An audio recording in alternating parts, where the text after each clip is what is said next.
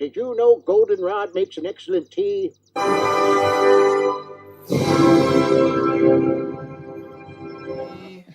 Happy birthday to me. Happy birthday, dear Aaron. Me. You are a sad, strange little man, and you have my pity. Or what's inside. You suck. Finally, we're going to reveal the... Hey, everybody. Welcome back to Tomic's... veteran of the comic book industry for 30 years. I'm a writer, I'm an artist, and this sucks.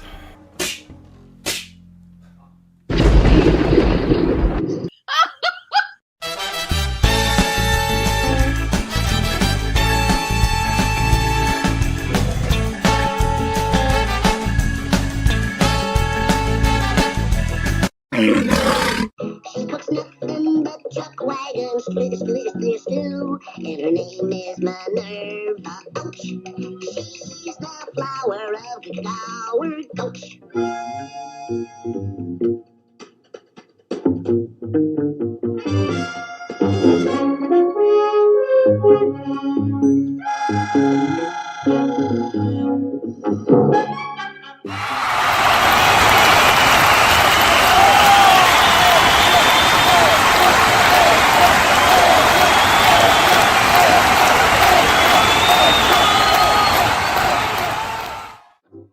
Don't start! We haven't left yet! Yeah, here we are, folks.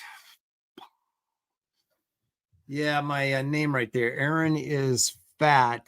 Speaks truth on many levels. I hope everybody had a wonderful, filling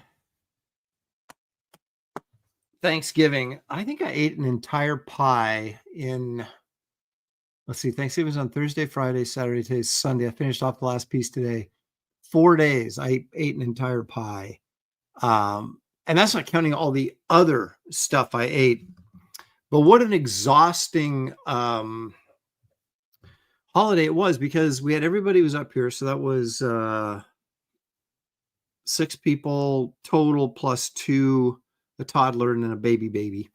And then a dog just driving everybody crazy.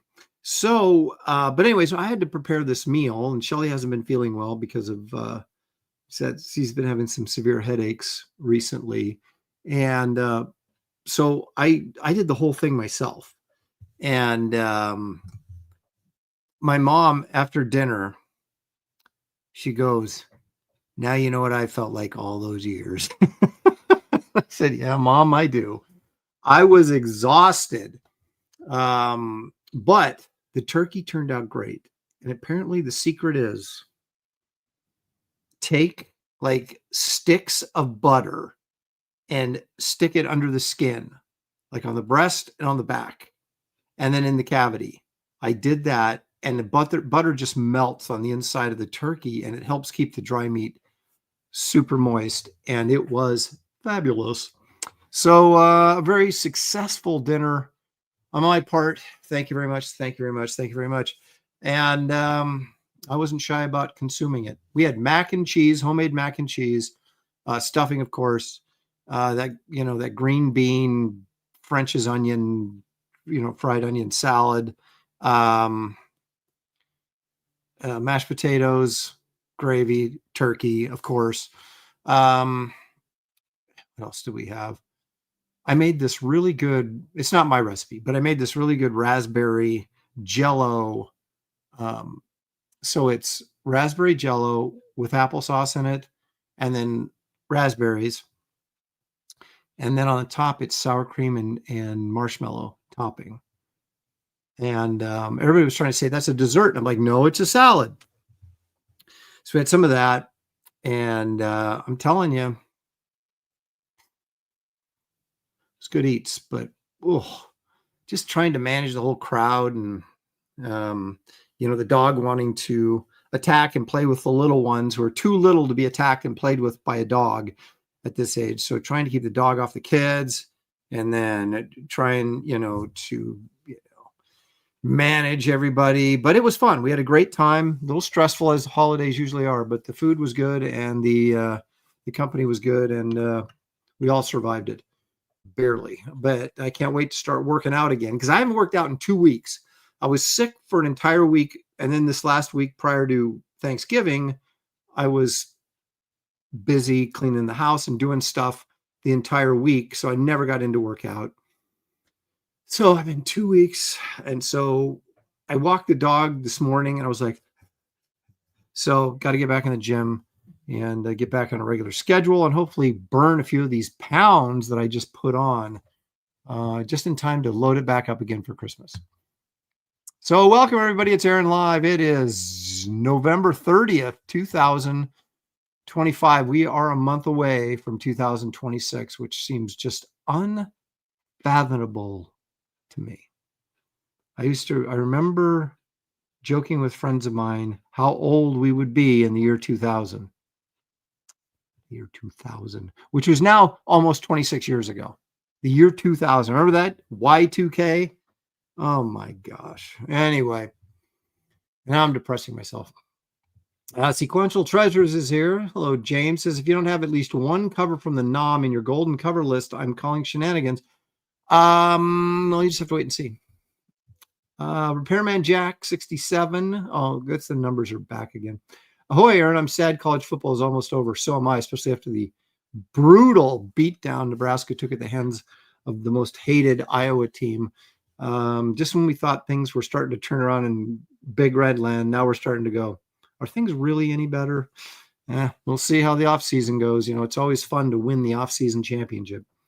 Infamous Mr. Kirst is here. Past Master Dan joining us.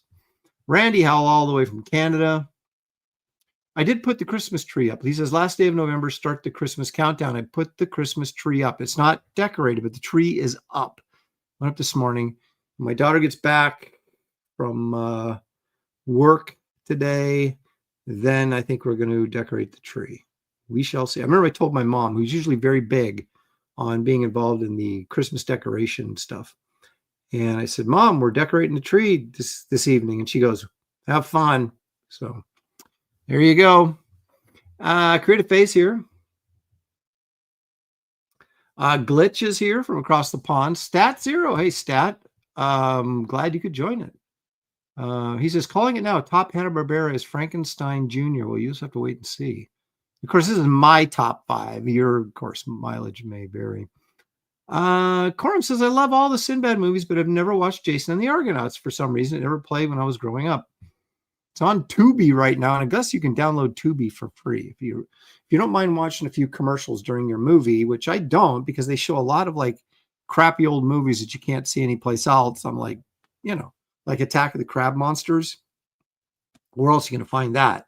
Not that you'd want to, because it's Roger Corman and it's horrible, but it's horribly good if you know what I'm saying.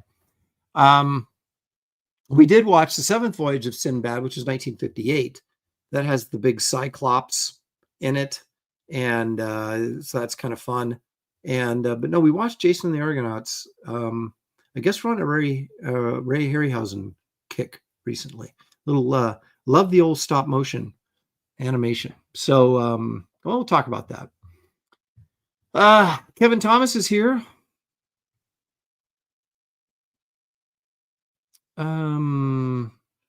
Now I'm getting threatened about G.I. Joe covers from Golden. Boy, I'll tell you. That's Kevin Thomas threatening me. Marcus Killer Group, purveyor of all things pop culture knowledge, is joining us. Leg Kick is here because Leg Kick is almost always here. Let's see. Everybody's saying hi to everybody else. There's Michelle Bowers with her sword ready for action, no doubt. In fact, it's good that she has her sword because we'll be talking about sword play a little bit later. At least movies with sword play in them. There's Matthew Muma. Gemini Dragons here. Says, hope you and your family had a great Thanksgiving. Well, I just told you the whole story. And if great means over 5,000 calories, and we had a great Thanksgiving. Gary Bruce is here. Pity Ma joining us, of course. Shadow spawned. Use injectable butter. And before you season it, spread mayo oil all over the bird. Works wonders. Well, I saw guys actually injecting butter into the meat, and I didn't do that. But putting the butter underneath the skin so it can melt over the bird while it's cooking, it's fabulous. And I covered it with olive oil, the entire bird. And then, of course, I seasoned it and then seasoned the cavity and then put butter and onions in the cavity. And that turned out good. So I'm always, this butter thing, I am definitely sticking with going forward. Donut Sticks is here. He says, I haven't caught one of your streams in probably over a year. Great to catch you, Aaron. Thank you, Donut Sticks. I appreciate you making the effort, and welcome. I don't know that you'll find that the show has really improved any in a year, but we'll hope for the best. Duck Bacon is here. Iodine 74. Bragging about his Jacksonville Jaguars at 8-4. Because I invest so much time on Saturdays watching college football, and I used to be very much an NBA fan, but since the Blazers traded away Damian Lillard and kind of got sucky, and they're still kind of sucky, I haven't really watched a ton the last couple of years. Plus, they keep moving access to their games on different channels that for some reason I never seem to have anymore. So I haven't been as much of an NBA fan. But my point being, when you're an NBA fan and a college football fan, it's like to be a pro football fan too, and then blow all day Sunday watching football. I just can't do it. So I do keep in touch because I do love football, but I don't really have a pro football team. I used to be a Steelers fan when I was a kid. But so I just kind of watch from afar without getting too invested, spending too much time in front of the TV. Let's see. There's John Platt. Spaceman is here. What else we got? Rich Ware joining us. Thanks for joining us, Rich. Appreciate it. Look at this. BH Disc Designs. Aaron, hope you had a great Thanksgiving. Thank you very much. You too. I hope all of you guys did as well. Paul Taylor. For Canadian, $10. Thank you, Paul. He is, of course, our resident biologist.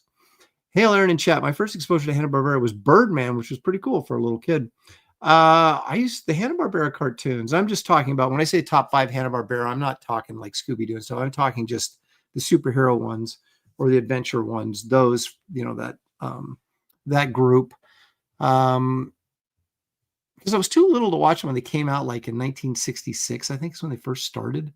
Because I would have only been 2 years old then, but I got to watch them in reruns, when I was 6 and 7 years old, 1970, that's when I probably started really watching, maybe 69, whatever the first year of Scooby-Doo was 1969 or 1970. I can't remember, but that's like my earliest memory of Saturday, rushing to get up Saturday morning and watch cartoons.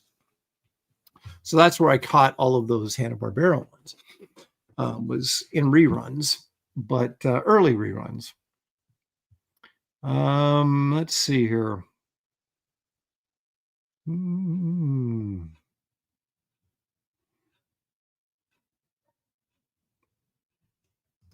at this. What about Golden's Crystal covers? Look at, I didn't go through and say, I got to get a cover from here, a cover from here, a cover from there. There's no denying that Michael Golden's done a ton of great covers, but I can't show them all. So I picked my favorites, regardless. If they might all be Punisher covers, for all you guys know, but they're just my favorites. Ink on Paper is here.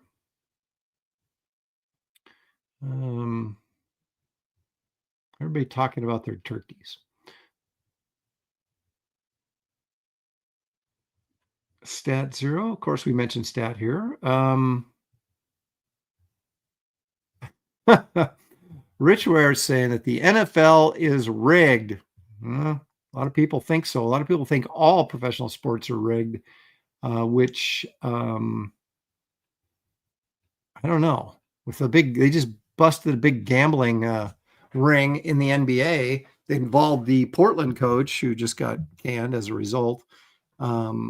So it wouldn't surprise me a bit. The more gambling that gets involved in anything, the more likely you're going to find the mob and cheating. So anyway, yeah, let's see here.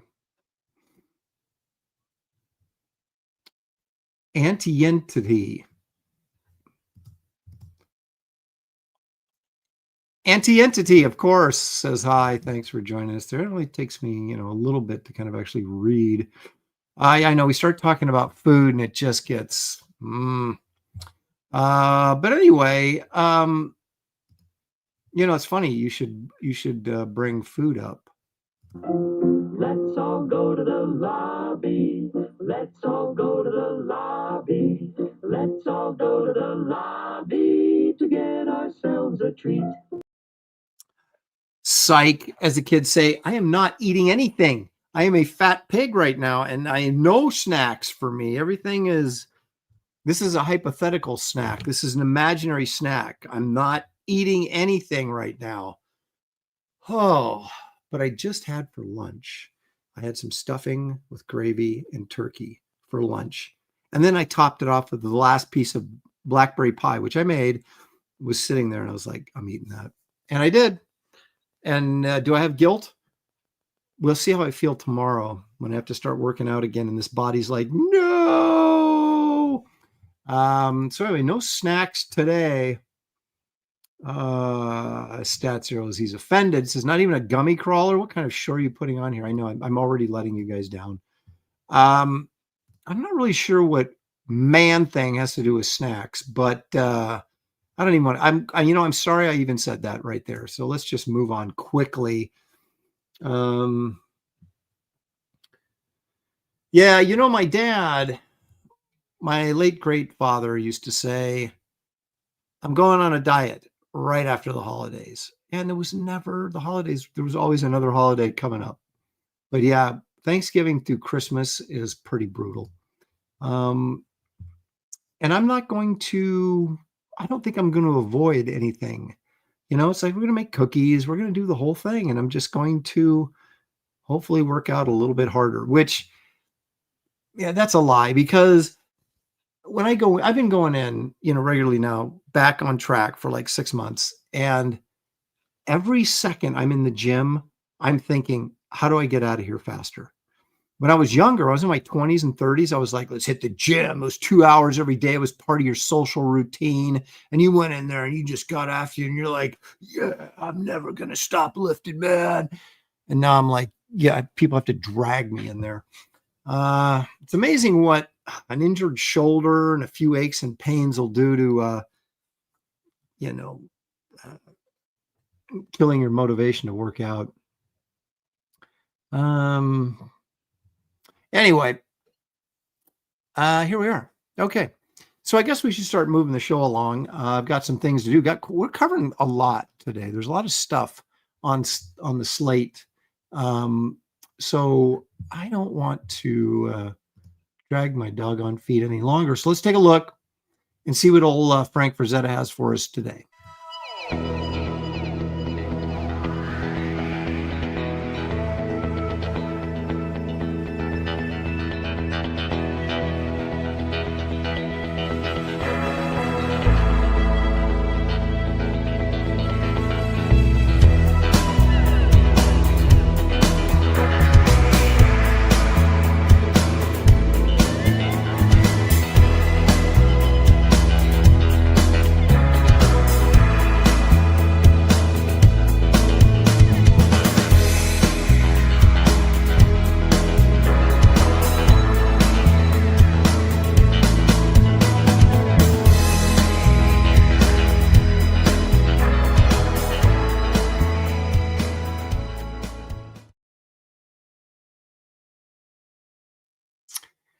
Isn't that fun? How often do I get to find the prelim, the actual painting, and then what it was published under? And you got all three right there in that video.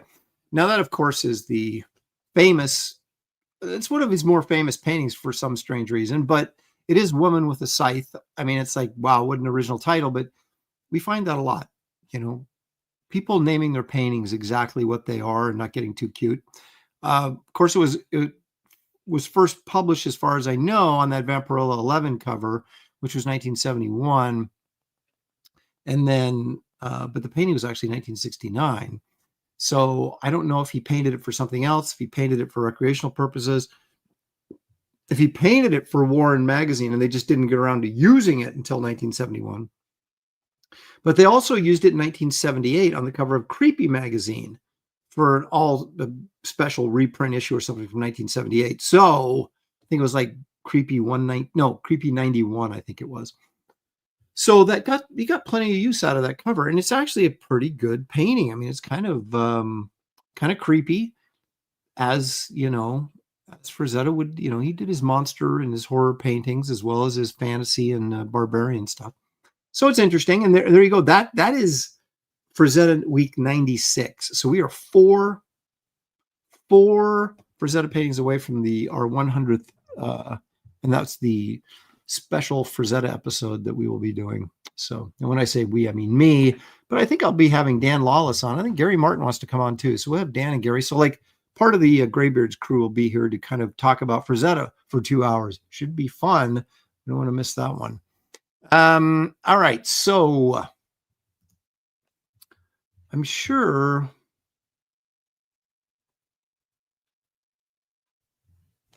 Stat Zero says, speaking of working out, I have to get to mine and then to dinner. Have a great comic talk. And I'll get some more of this later. God bless Aaron, Shelley, and chat. Thank you, Stat, for stopping by. Appreciate it.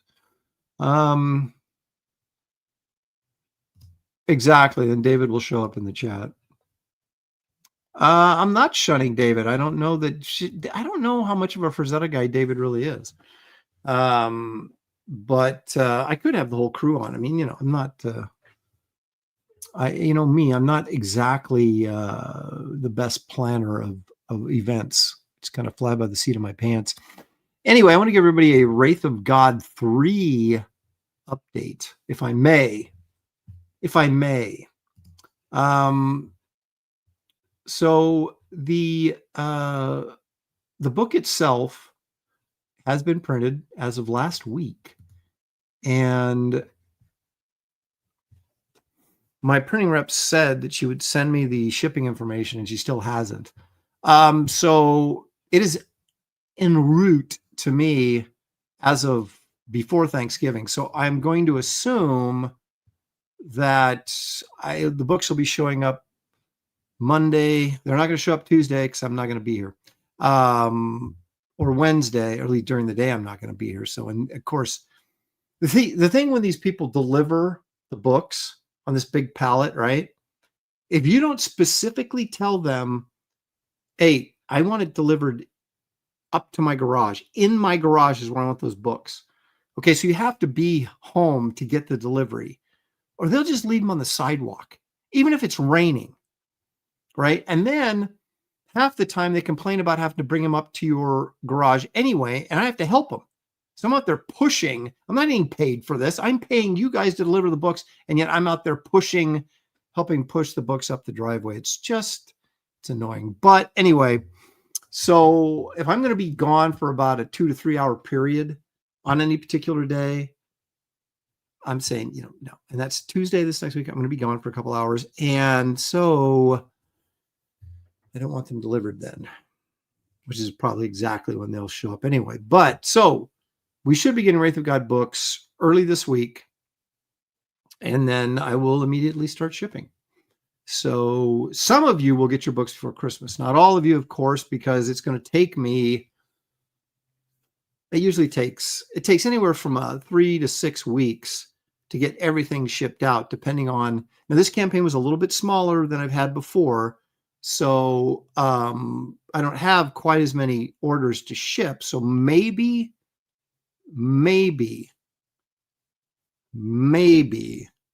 I can get it done, the majority of it, before Christmas. I don't see how in the world I can get it done in 3 weeks, but I might.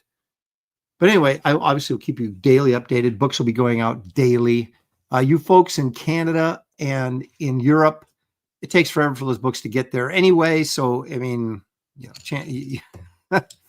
Yeah, I wouldn't hold my breath getting them before Christmas, but you might get lucky and one of them might slip through. Hopefully, we're hoping that there's not another postal strike in Canada. I remember shipping books out during COVID when it was really bad in Europe because they had everything shut down forever. Like in France, they were just piling up. And then stuff would never get delivered. And then I had to reship stuff to Europe, which of course is the worst place to have to reship stuff because that's the most expensive shipping. So anyway, hopefully we will be a successful trip through the mail for all of you. So anyway, and of course, as always, if you guys have any problems with your orders, all you have to do is contact me and I will make good on it. So don't fret about that. But so that's Wraith of God 3 coming to a mailbox near you very, very soon. I think it's also important to recognize our sponsor for the show, which of course is me. Now, I don't have a campaign going on right now. Barbaric Adventures, of course, will be in the new year. And I don't really have any new artwork to show you because I'm showing you all I'm going to show you. At least until the campaign goes live, and then you'll get to see all the covers that are available for order along with your with the magazine. But what do I have? I do have a website, and this website is chock full of good stuff. It's aaronlopresti.com. It's so easy to find. It's pinned in the chat. It's also in the description of this video. Just click on it, take you right there. Now you can read about Empire Comics. You can look at my portfolio. You can read my blog if I ever posted anything there, and you could also go to the store and shop. If you go up here to the top, see it right there. See right there where the little arrow is. Art for sale, store. So what's in the store? Well, you got prints. These are all the prints that are available. These all come signed. Some of them come signed and numbered. A lot of Kit Carter stuff. There's a Garbage Man, Wraith of God, Freya of the Ice Kingdom. Boy, wouldn't it be interesting if she were to appear in Barbaric Adventures magazine? And look at Mars. I love this one. Of course, no one else does because no one buys John Carter. No one cares about John Carter of Mars anymore, but I do. Heck of a print though, right there. I think I sold the original at San Diego too. It's one of the ones I wish I had back now. I always do that. I sell stuff and I'm like, the money's gone and now I want my original artwork back, and that doesn't work that way. So anyway, if you want to get some prints for your loved ones, that would be also tons of books. I still have everything available. I discovered another box of these Blood Hunter covers, the Tomb of Dracula ones. I didn't know I had any of those left, and then I found a box. Still got a few of these Bisley covers left, like I don't know, 10, maybe 15. The Tales of Suspense Blood Hunters cover issue. This was a really low print run, so I don't have a ton of these anyway. Kit Carter sketchbooks. I do still have a couple of Planet Doom ash cans left. Kit Carter soft cover. I did find some more hardcovers, so I do have maybe 15 of the hardcovers left, which I thought I ran out of, but I actually do have some of those left. Blood Hunters, of course. Graybeard Studios sketchbook ash can from San Diego. So I got a few of those left. So it's a lot of good, like little gift items here for, if you want to get caught up in your reading or get a book for a friend or family member or loved one or however. What do I have in merchandise? I don't even know. We got shot glasses and the Wraith of God beanie. It's that kind of weather, folks. Keep your head warm. I also have baseball caps left. I should put them up here. I don't know why I haven't. But you know what I did update? I did update the artwork. And so now we have, like, how many do I got here? 12 Wraith of God Blood Hunter pages up on the old for sale page. Been meaning to get these up forever, and I just have not done it. A couple of really good splashes too. Look at that. Of course, we have Kit Carter pages here. And then if you're like, what about your DC stuff? I got some Swamp Thing stuff here. Justice League, a few pages of Justice League here. I got to get some other stuff up, but it takes time to put all this stuff on there, and I do it when I have time. So anyway, there's some pages. Sketches I also updated. The sea monster sketch with the naked woman who now has a leopard bikini on. That's just how I roll. Sorry, guys. I got the Creature from the Black Lagoon up there. The Polychrome, I remember her from when Dan Barrington guested on Greybeards. Ulik the Troll, Skeletor. Yeah, I just added these guys, these 5 yesterday. So I'm, there's all kinds of stuff on here.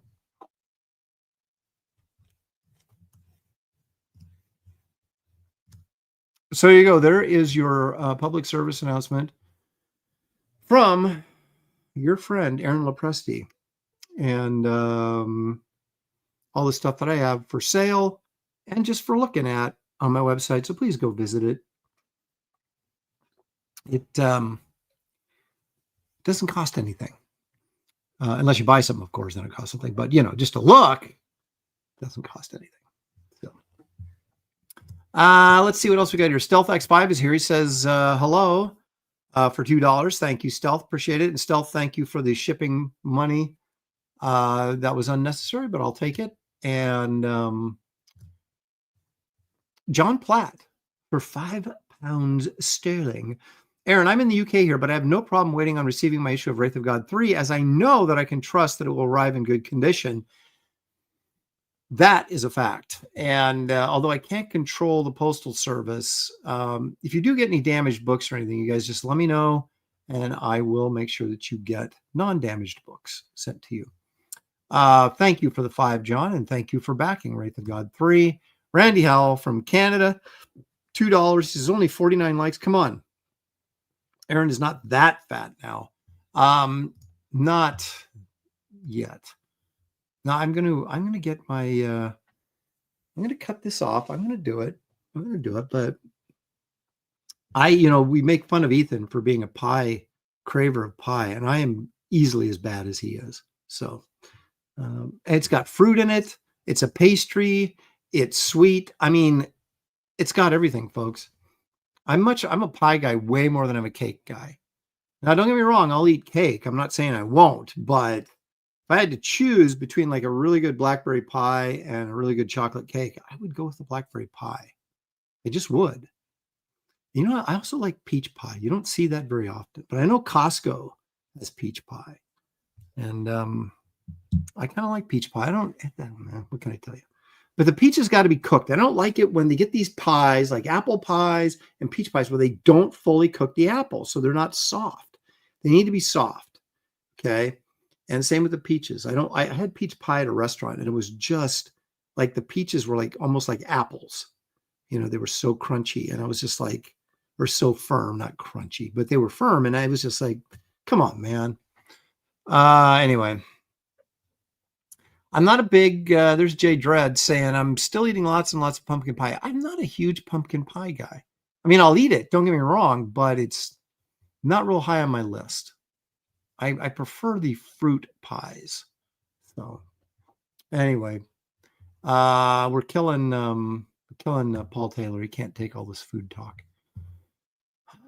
I made turkey soup, by the way. So I took the carcass of, after being like a piranha, we stripped the bones of the meat the best we could. And of course, there's always junk on there. So I basically took all the bones with the meat hanging on it and threw it in skin and threw it in the pot, boiled it for 2 days, which is probably a little too long because the bones got soft and kind of broke apart in the soup. So I was out there digging bones out of this thing, seasoned the crap out of it. And the problem when you do this, when you put water, use water as your base, and you put all this turkey carcass in there, it ends up tasting like flavored water. It doesn't really have that hearty soup flavor. So I added a little beef broth to give it punch it up a little bit, right? Which helped. And then I took 2 pretty good sized chicken bouillon cubes, tossed it in there, and that helped. And of course, I seasoned the crap out of it, and threw carrots in there because those were the only vegetables I had laying around, and a lot of onion, poured garlic in there like crazy. And anyway, it came out ended up being this. And then I took all the scraps of turkey meat we had left that was like, maybe a sandwich worth of meat, maybe 2 sandwiches tops. That was it. So I just tossed it all in there. And that really, really changed things. And it came out really, really good. So it's a bit savory. So of course, because as we're boiling it the whole time, it condenses down. The water evaporates, obviously, and it condenses down. So the taste is even stronger. So we kind of have here's the soup and whatever's left over in this big bowl I have in the refrigerator. I'm just like, hey, if it's too flavorful, if it's too savory for you, add a little water. So I've set it up so that people can meet their own taste requirements. But it actually turned out pretty good. And a lot of times, doing that soup, with the turkey remains, never turns out worth a darn. But this did. I'm very pleased with myself. Yeah, and all the fat on top from the skin. I basically called it turkey fat soup, but it is good. It's good. Yeah. Oh, heck yeah, there's a lot of sodium in there. And I added some too. So, eat at your own risk, I guess.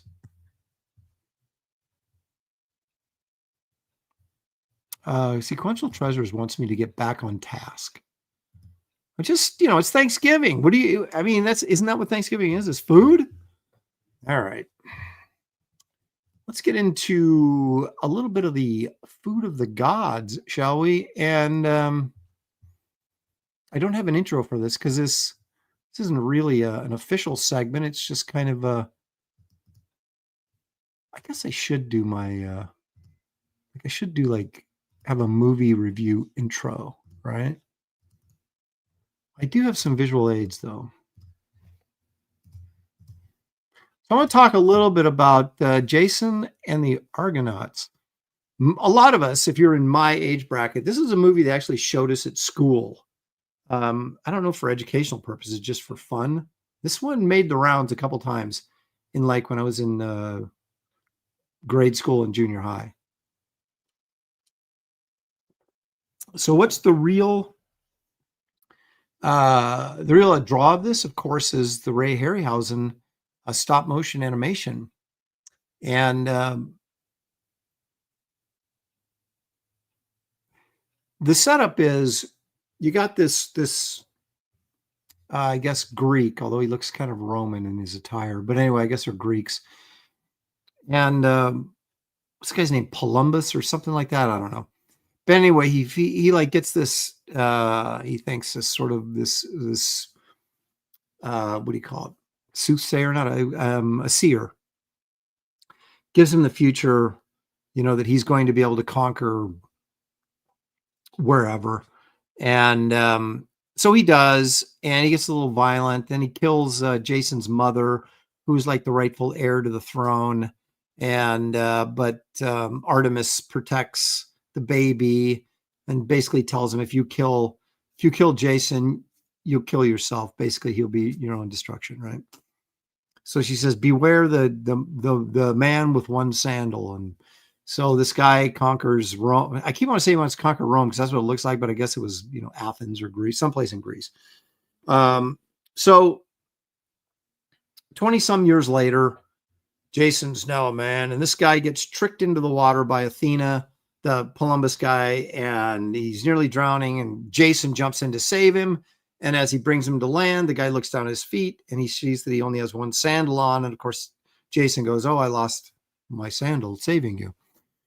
And he doesn't tell him who he is, this ruler guy. So he takes him back to his encampment and asks him who he is. And he tells him who he is. And he just, I think it's funny that Jason's just like, I'm Jason, the rightful, heir to the throne, and I'm going to kill this Columbus guy. And and he doesn't even know who he's talking to, right? So he's giving out all this sort of information, and he might be talking to someone who's not friendly to his cause. So this Columbus guy is like, well, I can't kill him because if I kill him, I destroy myself. So he kind of asks Jason what his plan, and he's like, says, well, I'm going to go find this golden fleece and I'll bring it back and use it to inspire people, and so Columbus goes, yeah, you do that. Go to the end of the world. Good luck to you. And then he sends his son with him to spy on Jason, right? And it says if Jason ever gets the golden fleece, that he expects his son to kill him, so he doesn't ever come back. But he can't kill him himself, right?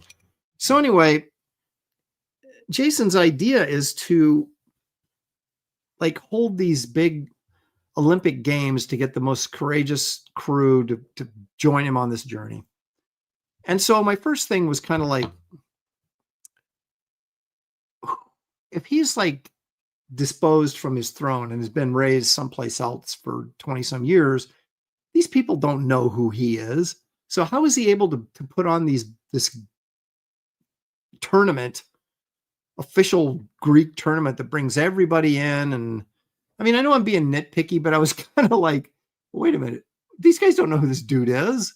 Why are they all competing for this to go on this voyage with this guy? They don't know who he is. But anyway, so they do, and he gets this whole crew together and off they go. And so for what it is, it's a fairly big budget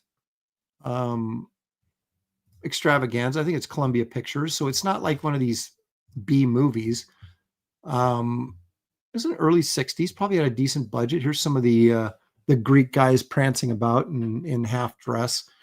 There's Hercules, the guy with the beard, and this guy here is outsmarts Hercules, so he gets to go on the voyage with him, and they're all manly buddies. So the first stop, they stop on this island, and Hercules or Jason tells him, hey, just get food and water. Don't take anything else, or there might be trouble. Well, good old Hercules takes something, and Telos here comes to life, this big bronze statue, which is kind of a cool scene, and they have to fight him. A few people die. It's very tragic. And we run into such hearty, fun characters as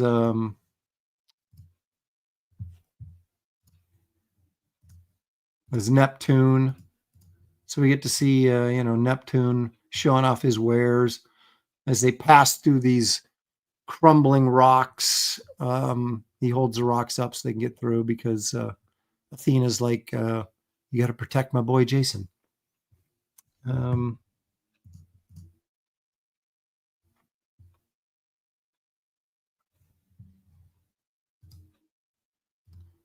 So of course, all the stop motion stuff was fabulous. Of course, here's the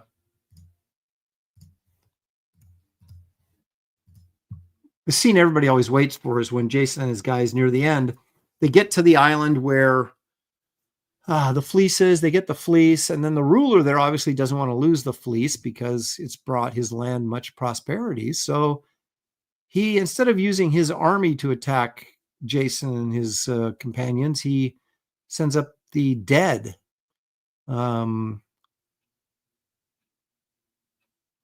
Soldiers from the past to fight Jason. And so they have these skeleton warriors, which is one of my all-time favorite scenes. And also one of these skeleton dudes shows up in Sinbad too, which is also Harryhausen. And I'm like, it's like the exact same skeleton puppet. He just used it from this movie, or used it first and then used him here. More of them in Jason. So, gotta, save money where you can. But anyway, this is a really fun scene. And of course, they also fight harpies. And, there's a, what do you call a multi-headed dragon? He has to defeat snake dragon thing. Kind of looks like Ghidra, but it's, doggone it. What are those things called? I can't remember.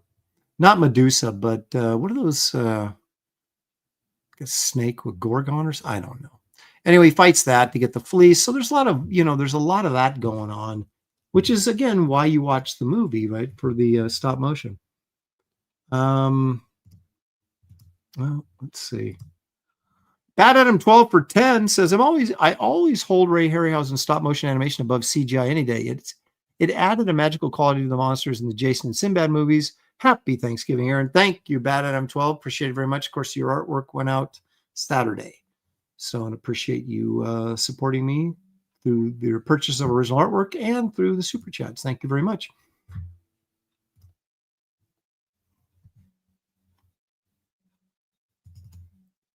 Okay, so now here's a little interesting tidbit. He saves this girl after they get through the crumbling cliffs there that Neptune held up the walls to.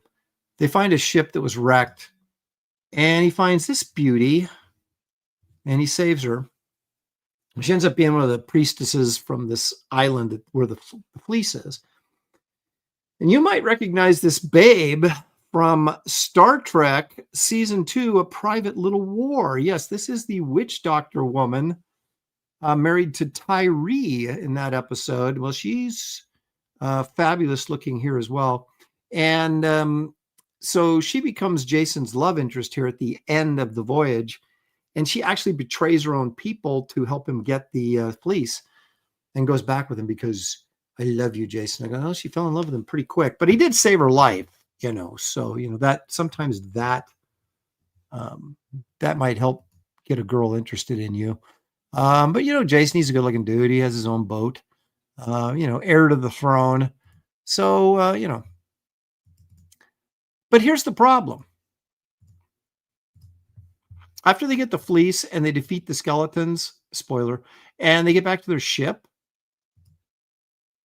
So they're supposed to go back and kill this guy. This is the bad dude. This is Columbus or whatever his name is. This is the guy that took over the kingdom and killed Jason's mother. And you're thinking, okay, he got the fleece. He's going to go back. He's going to get his revenge and he's going to set himself up as king. The end, right? No. Jason and the chick get back to the boat. They set sail with the golden fleece. They kiss. And that's the end of the movie. You're like, well, now wait a minute. Wait, what about this dude? This guy killed your mother. He stole your throne. So we're just supposed to assume that he goes back and kills this dude? That was a major flaw in this movie. Now, when you're a kid watching it, you don't think about that. You're like, oh, hey, we got to see all the monsters, and that's great. And it was a very enjoyable movie. It was fast-paced. It was, a lot of the mythology and fun stuff. And then, of course, the Harryhausen special effects were all great. But talk about leaving a major plot hole unresolved. Now, I don't know if I think there's something on there that said something. Jason will have more adventures, and he never did, as far as I know. But wow, because I haven't seen this since I was a kid. I've seen it multiple times when I was a kid, but I really haven't seen it for at least probably 40 years, right? If not longer. And I was just like, whoa, wait a minute. Now, this guy sent his son on the ship, right, to keep an eye on Jason. And he did betray Jason, but he ended up getting killed. And so he's dead. But this dude's still alive, and he's still ruling in Jason's kingdom, and Jason does not. I just am stunned that they did not have him go back and take care of this dude. They could have just added another 10, 15 minutes onto the movie. They had him get on the boat, and he's making out with this woman, this priestess, whatever they say. And then we cut to maybe this guy's throne room or whatever, and he's all worried, and then in charge is Jason and his Argonauts, and they do away with them. And then they say, Jason, you're the rightful king. And he takes the throne. The end. They didn't do any of that. I'm stunned by that. So,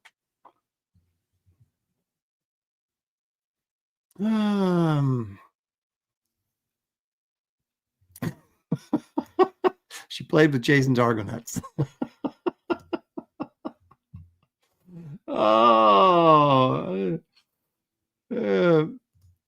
No, I think they were too, but dude, you don't like leave that plot hole. I mean, if you want to do a sequel, you have him take his throne back and then you give him another adventure for the sequel. You know, something else comes up, he has to save his kingdom, but you do not leave this massive plot hole unresolved.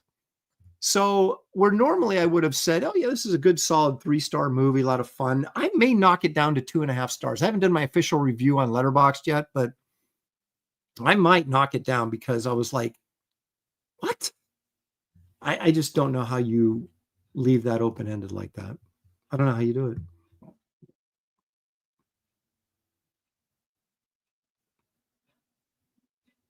Well, see, this is speculation. Jason let the people take care of him the way we should with all people in power. Do we know that? We don't know that. Yeah, I think you're onto something there. Jason the Argonauts Part 2, The Search for More Money. It must not have done well at the box office because there was no sequel. But boy, what a fun ride it was, right up to the point where he didn't kill the guy that the whole point of the movie. So anyway, I don't know. Again, I see stuff like that in movies and I'm just like, how did this not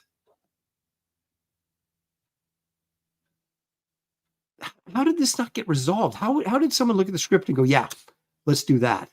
And again, even if they were planning a sequel, then set it up so that he says, this is only part of the voyage. We still must destroy Columbus or whatever his name is. And then then they set sail into oh, okay. So now we're going to finish. They didn't even address it. It was totally forgotten. He got his woman, he got the fleece, score, baby. And, so, okay. So would I recommend it? Yes, because of the Ray Harryhausen stuff. And it's really good right up to, there's some, stuff that probably could have been fleshed out better, but, I still like it. It's a fun movie, but come on, man, finish your business. Anyway.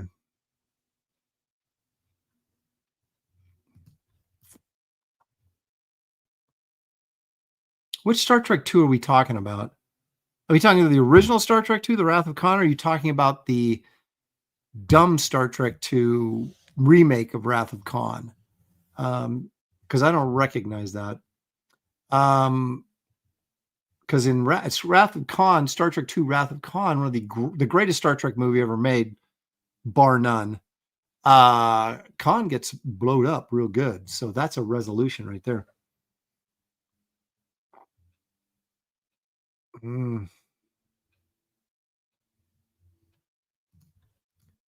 Even that would have been satisfactory. Finish it off with a blurb at the end. I mean, I hate it when they do that. It's like, finish the movie, all right? But, Jason decided to live a nomadic van life with his new hot priestess baby. Probably posted videos of it on YouTube. Probably. Okay. Well, anyway, so, there you go. That's my thoughts on revisiting Jason and the Argonauts some 40 years after I last saw it. Okay. Let's move on to some artwork because I always think it's important for this show to stay true to his roots, or my roots, or the roots of this show, which I guess are my roots. I'm going to start right here.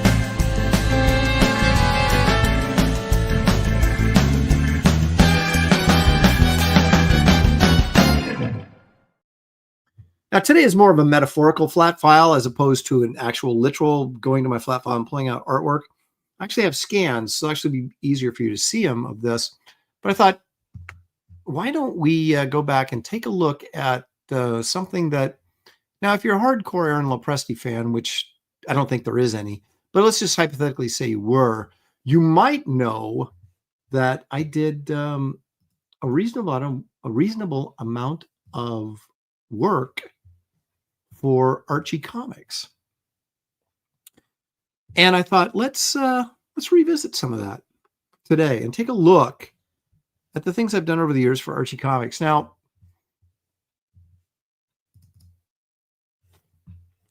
I got approached 2016 and by Archie, not Archie himself, but the publisher. And they're like, hey man, you want to do a cover? My first thought was, do I really want to do an Archie cover? But then Adam Hughes had already done his Betty and Veronica miniseries. And I was like, you know what? If Adam Hughes can do it, then it certainly isn't beneath me to do it.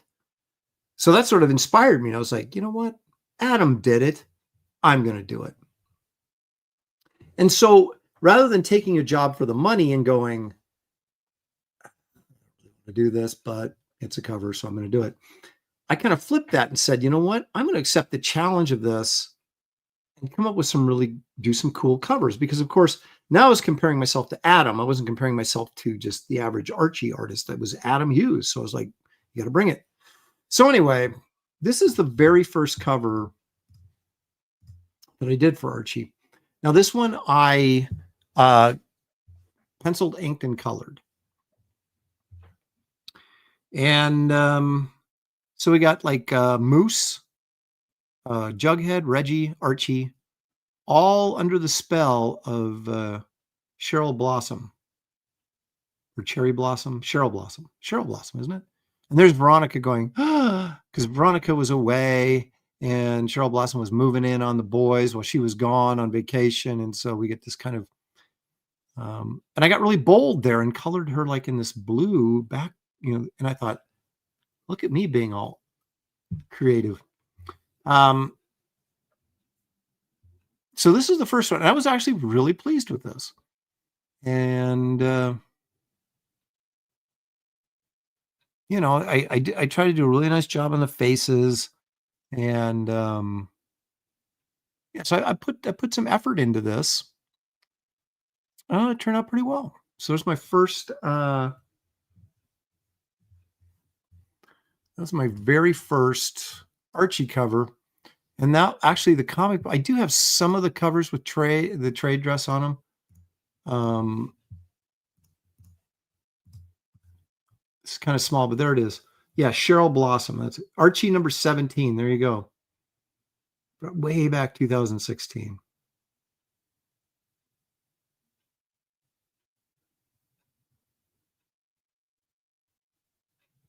You guys are calling me Mr. Weatherby? I'm not that bad.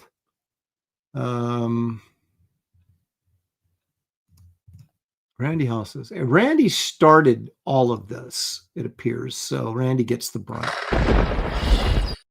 There you go, Randy.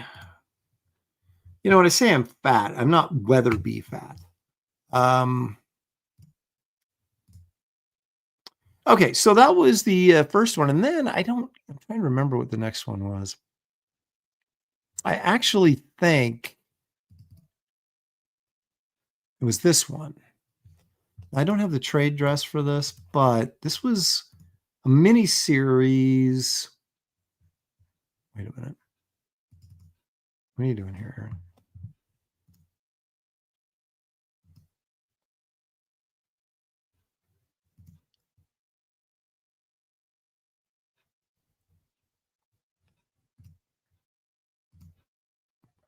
There it is. This is Reggie number 1.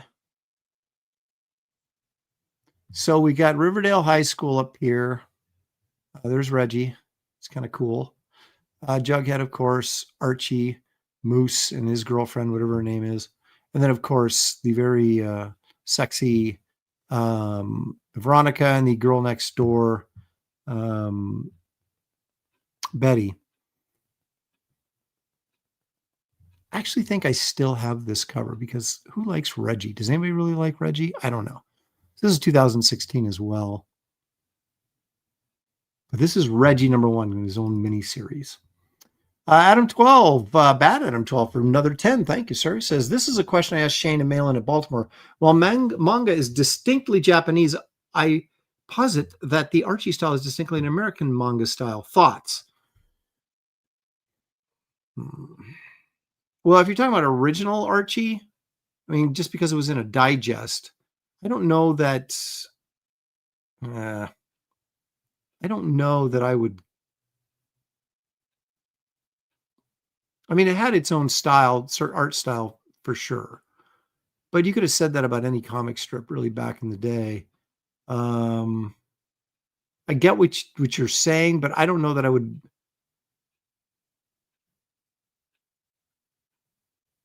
Well, the more I think about it, the deeper that question gets. Let me just say that I can see where you're coming from. I'm not sure that I completely agree with it, but I can see where you're coming from. Aaron Lawless, I'm pretty good if I don't say so myself. Well, as Dan Lawless will say, you gotta toot your own horn because no one else is going to do it for you. No, you just call it like you see it. If something turns out good and you're happy with it, you can go say, hey, you know what? I think this really turned out good. Because I've said plenty of times I've done stuff that hasn't turned out good, that I'm not pleased with. But it is nice to kind of go back and look at some of this stuff several years removed when you may have thought, ugh. And then you look back at it and go, it's not that bad after all. Again, for Bad I'm 12 for 10. Thank you, sir. By the way, I see that what you did there was Cheryl Blossom versus Cherry Pop-Tart. I collected Undergrounds before I collected Main Street, so I got the original Cherry Pop-Tart collection. Well, the Cherry Pop-Tart was like, they were it was a parody, wasn't it, sort of Archie, because they did it in sort of that Archie style, as I recall. Not that I ever read the book, but I've seen drawings of the character. I didn't read Underground comics. I got my hands on one or two of them when I was in high school, and I was like, whoa. But anyway, so then I did that. And the interesting thing with my relationship with Archie was that I never had regular work from him. It was really sporadic, and it was just out of the blue. Every just once in a while you'd go, I wonder if I'm ever going to hear from Archie again. And then, boom, they call you, and they want another cover. And so it's never,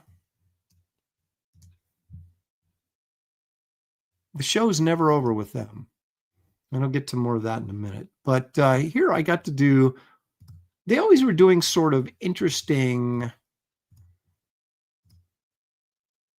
like, variances on concepts. So like Archie 1941. So I got to draw Archie with the girls in their 1941 dresses and haircuts and clothes. And, this is, of course, during World War II. So I got some Marines, a Navy guy, an Army guy.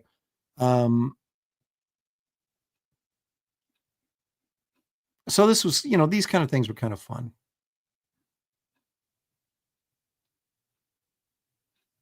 I really like Veronica's spiffy little dress. I don't know where I found that, but I probably searched women's styles 1941 and came up with all this stuff.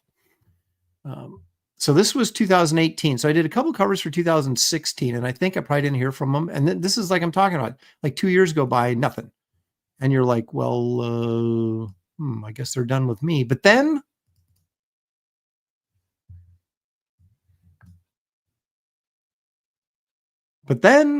I'm waiting for this thing to download. So I did those two. Then I did that 1941 one in 2018. Then nothing. Then a year later, we do this, which was Archie's 10th anniversary, which I thought was really weird that he ended up marrying Veronica, I guess, and not Betty. And so I did this cover, kind of a little bit of Leyendecker sort of motif in the background. I would do that a lot in these covers, by the way. So this is 2019, and this is, of course, married Archie with the kids, and Veronica like, I've been stuck with the kids all day, and now you're playing video games. I think maybe you should help out around the house a little bit.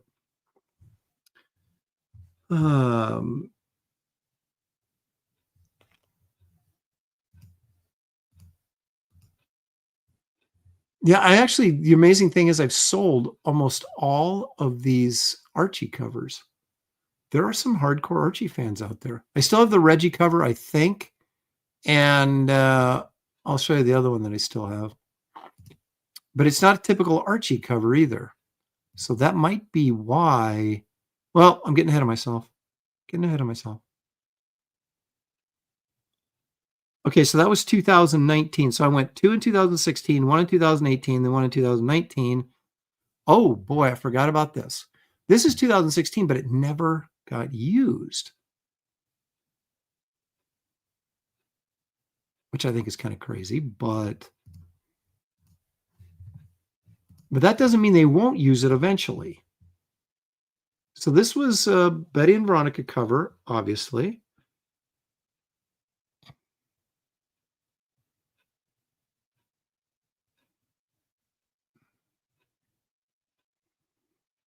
I always find it interesting when companies hire me to do something and they pay you for it and then they just never use it.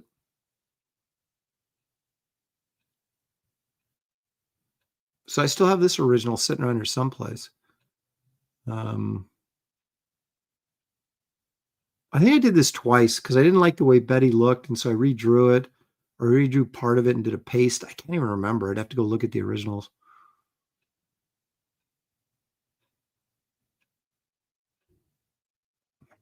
But yeah, so they never used this or haven't used it yet. And that was 2016. So that was about I guess I did 3 covers for them in 2016, but this one never got used. At least I don't think it did.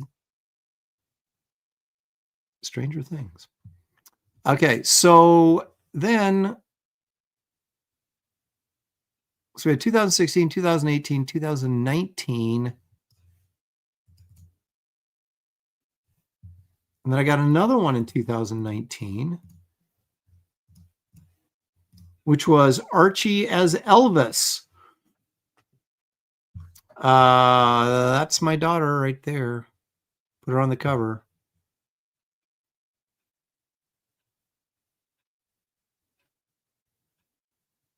So this was another fun one. And you can see I'm using a much more open style than I normally would.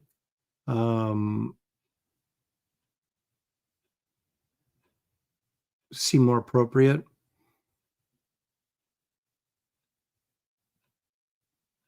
And the great fun thing about these is I got to color all these myself. So I use very simple color style, which is typical of me anyway, more old school coloring. Uh-oh. Beatty's in the chat. Dun, dun, dun. All right, what are you going to do? Welcome, John Beatty.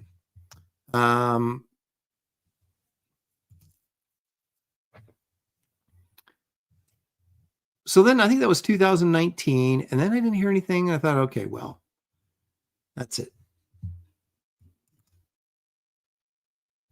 Wait a minute, take that back. This was 2017. Now here's an interesting story. This was a Jughead cover.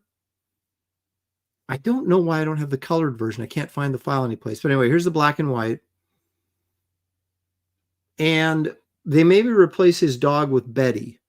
So I did a patch for Betty, plugged it in there. They did just like last year, or was it earlier this year? They did this comic. They used this cover. It was like Jughead's in Love or something.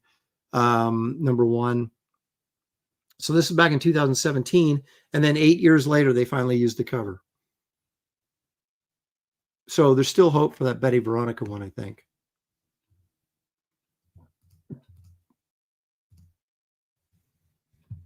And so then it wasn't until 2021 they hit me up for this one. Everything's Archie. And the fun thing with these was I got to do, like with most covers, I got to do several layouts. I had some pretty crazy layouts, like him flying on a guitar like it was a magic carpet, and like the girls hanging from the guitar, and this big dollar sign behind him, which was my favorite design. And they picked this one. So, you do what you do. But we got the whole gang there. And this guitar right here, my friend, who's a fabulous musician, he actually sort of collects guitars too. This is one of his guitars. So I went over to his house and looked at his guitar collection. I said, I need a rock and roll guitar, brother. And so this is when I decided on, took a picture of it, and then did my own thing. So that's an actual guitar. But you can see this is a more modern take on the gang.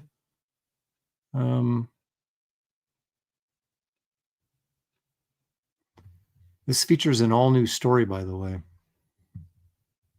And again, pencils, inks, colors by me. This was 2021. And then, of course, didn't hear anything, blah, blah, blah. And then I get, well, no, wait a minute. Where's the last one? Just when you think you got it all figured out, you don't. Bear with me here a second. So we'll bring up the last one I did for them. And this is the one that I still own. I still have the original for this. And which is interesting to me.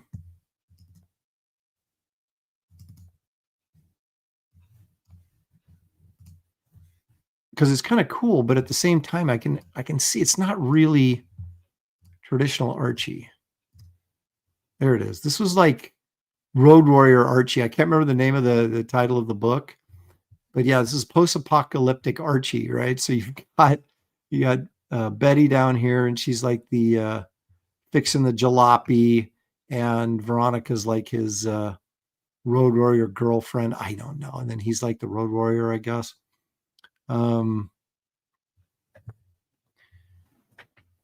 I had one where they were in the jalopy, like flying over this cliff and everything that I thought maybe they'd go for, but this is the one they wanted. So this is what I did.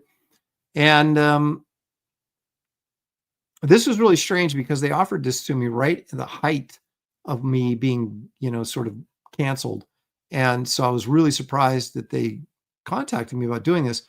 Now, they promoted the cover, but they did not promote me as being the artist. They just promoted the cover. And so I do occasionally I'll get, they'll reach out to me and, hey, how's it going, man? And it's like, hey, great. So I still think that there's, I could be just sitting here and they're going to contact me and go, hey, you want to do an Archie cover? It happens every couple of years. So we're about due, I guess. This is 2022. So Archie Armageddon. So I have this and the Reggie cover left, I think, are the only two Archie covers I have left. Never worked on Archie versus Punisher. That was a John Buscema book, if memory serves.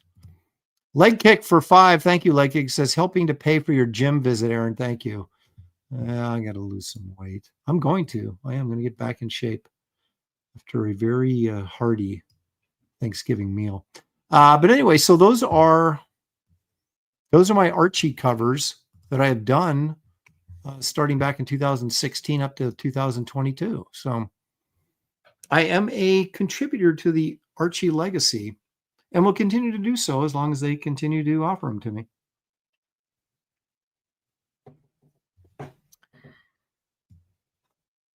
All right. I used to have a intro for this segment, but I dumped it because I quit doing it. And now I'm kind of wishing I hadn't dumped it. I'm gonna do a quick scan here, make sure I do not. Now I really don't, but let's. I like this. Come, Rudolph. There is a rat loose in the castle, Rudolph. Return him to me, and I shall reward you with a spider goulash. Woo!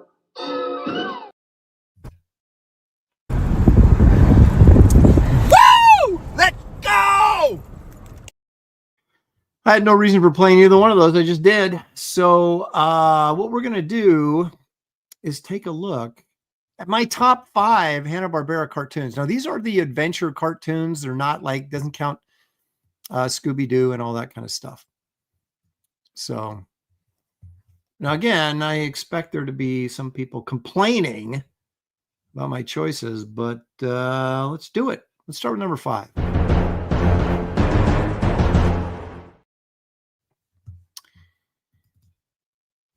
You might think this is this guy's a Thor ripoff, but maybe that's exactly why I love him. Yeah, it's Mytor.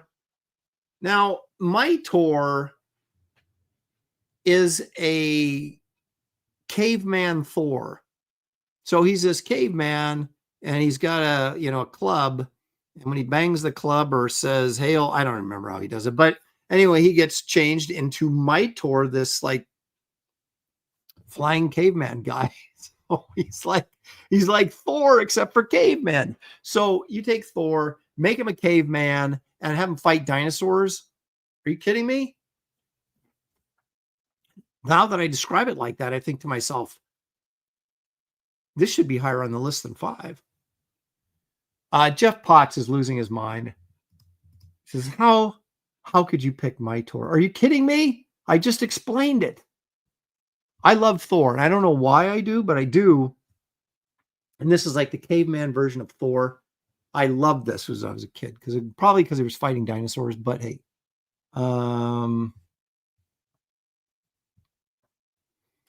Well, there you go. Paul, of course, is agreeing with me, saying that when he thinks of caveman, I think of them flying. So there you go. It's Captain Caveman, except not funny. Come on, you guys. Are you kidding me? There you go. Matthew Muma, he's on with me. Mytor is great. You're darn right he is. And in fact, I didn't see enough Mytor cartoons for my tastes. But anyway, so that's number 5 is Mytor, the Thor of the cave world. But let's see if maybe my taste is a little better on number 4. Number 4, you got to know him, you got to love him. He's everybody's favorite giant robot. It is, of course, Frankenstein Jr., Buzz Conroy and Frankenstein Jr., voiced by Lurch from the Addams Family, whatever that dude's name is. I'm kind of surprised this is only as high as 4 on my list, but there's ones I like better. But I love Frankenstein Jr. This is like one of my favorite. He's like a superhero, but he's a giant robot, and he kind of looks like Frankenstein. I mean, it's got all the elements. Ted Cassidy, thank you. Let's see. Passmaster Dan says he was 5 when this came out, like originally, or when you first saw it. Because I was about 5 or 6 when I first saw it, but it wasn't when it first came out. Because these were all 1966. I was a wee lad of only 2. I don't think I was watching Hanna-Barbera cartoons when I was 2 years old. Gemini Dragon, he's supporting me here. Says so far so good. All right.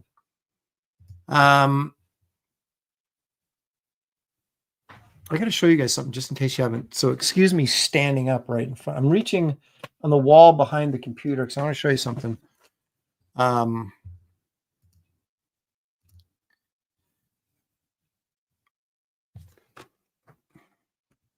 That, my friends, is David Williams' version of Buzz Conroy and Frankenstein Jr. I believe he did this on an early episode of Graybeards. He didn't finish it on the show, but I made him finish it so I could buy it from him. Because I love Frankenstein Jr. Isn't that awesome? Forgive the glare in the glass there.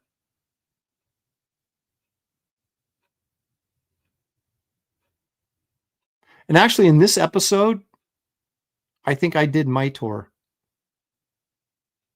So there you go. So there's my David Williams Frankenstein Jr. piece right there. So you know I love it if I paid money for it. But, you got to be true to yourself. So let's see what number 3 is. This might be shocking to some of you, knowing this great love I have for the Herculoids, but they're number 3 on this list. Now, this easily could have been number 1, but I try to think back when I was a kid, not just as an adult, but as a kid, what were my favorites and did they hold up as I got older? And this may be my favorite now because I did. Those of you who know that I did some Herculoids comics for DC when they had the license.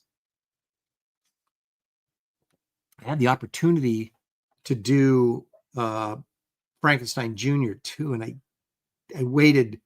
literally waited one day too long because I was working on a Herculoids script. I called my editor and said, "Hey, I heard you got," because Jeff Parker told me, "Hey, I wrote a Frankenstein Jr. script that's sitting out there," and I'm like, "Oh," and I waited a day too long. And he goes, "Oh, I just already gave that to somebody." I'm like, "No!" So I didn't get to do Frankenstein Jr., but that would have been awesome. But I did get to do the Herculoids 3 times, 3 different issues of, no, actually, the 3-issue segment, and then like a short story, a Herculoids short story in one. So I got to kind of scratch that Herculoids itch. But come on, you got Gleep and Gloop or whatever. You got the dragon. You got Tundra, Tundro, the whatever that is, dinosaur guy that shoots laser blasts out of his horn. Igu, the rock ape, and then you got the whole family. Who's funny? They don't call each other mom and dad. They call each other by their first names, which is kind of weird. Like the kid, doesn't say, "Hey, Dad." He says, "Hey, what the heck was that guy's name?" I'm looking at my action figures. I have the 3 play sets, those kind of expensive play sets right up there. Whatever. I can't read it with these glasses on. But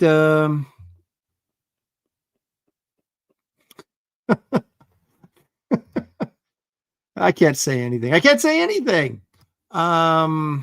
Says I need some Tenactin, fast actin Tenactin for that Herculoids itch. So anyway, the Herculoids, they're like this barbarian family that lives on this futuristic planet, but it's like a barbarian kind of planet, but it's in the future or it's out in space someplace. And they got this whole family of monsters that fights with them. And then all these alien invaders come and they have to defend the home world. What more could you want? It's great.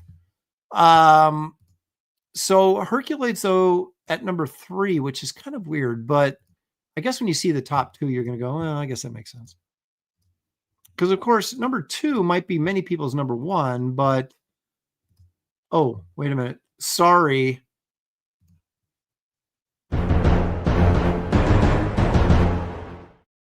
Got a little ahead of myself there. Space Ghost, or as we like to say in Spanish, po o chinelo. I don't know what that means or why it's even there, but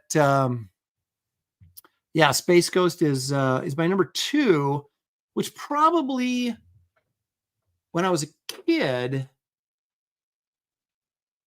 really close to number 1, because he was the most superhero of all these superheroes. He had the costume, he had the superpowers, sort of. He had those wristbands. So I guess he wasn't very powerful without the wristbands, but he could do some groovy stuff. Now, why this guy's taking these kids out in space and endangering their lives, I have no idea. But he did have his couple of sidekicks, Jason Jan, and the little Blip, the little space monkey.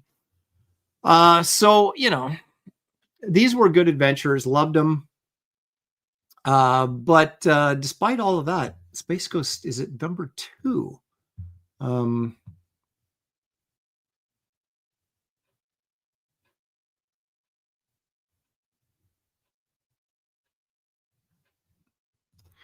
Yeah. Now, Henry, did you just get here?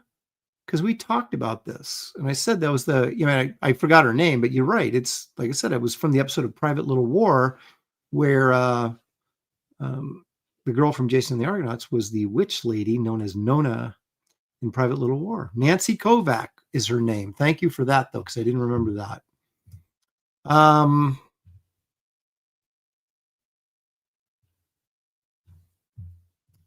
Number 1 in the Impossibles. Are you kidding me? I didn't like the Impossibles. Too goofy. When I was a kid, I wanted serious adventure and superhero. So here we go. Number 1 on my Hanna-Barbera adventure.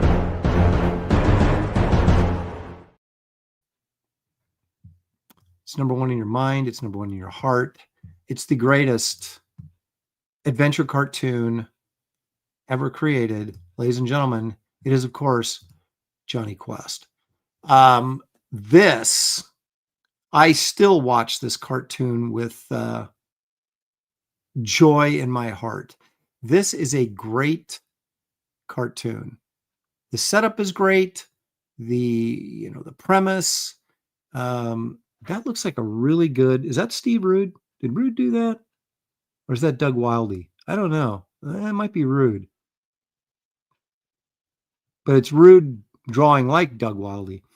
Doug Wildey, of course, designed these characters. Where Toth did all the other ones, Doug Wildey did these. And this, what a great concept. In fact, this was originally going to be kind of like the Flintstones was a primetime adult cartoon. It was going to be a cartoon show that was, on the primetime network. It wasn't a Saturday morning cartoon show. It wasn't planned that way. And it was very expensive to make back in the day for animation and stuff. This was like next level type stuff. Great adventure stories, some monsters, some not monsters, a lot of gunplay, which I kind of appreciated. There was, these bad guys were shooting guns at Johnny and Haji. I mean, they didn't care about these kids. Spaceman says one of the best openings ever. Great music. It is. And in fact, I will implore all of you that if you have not seen the claymation or stop motion animation, I should say, version of the opening of this, look it up on YouTube. Just look up Johnny Quest intro stop motion and it'll come up, and it is awesome. It just basically recreates the entire opening, but in stop motion as opposed to animation. It's really, really awesome.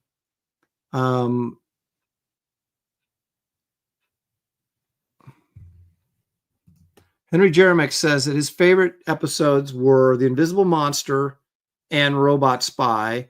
The Robot Spy is the one with that looks like a spider. It's a ball with a big eye on it. And I like the Mummy episode. The Invisible Monster is one of my faves as well. I love that episode. That was actually, I was scared when I was a kid watching that. Also, the Gargoyle episode is really good. I mean, there's a ton. Oh, what was the one with the guy with the iguanas? Iguana. With Dr. Sin or whatever his name was. He appeared in a couple episodes. Just fabulous. Fabulous. Just when I want to be friends with Chuck, this is the kind of stuff he says. He's nuts. It's the best cartoon. Paul Taylor, do yourself a favor and check out classic Johnny Quest, not like the remakes in the 90s, but the classic Johnny Quest. Do yourself a favor, check him out.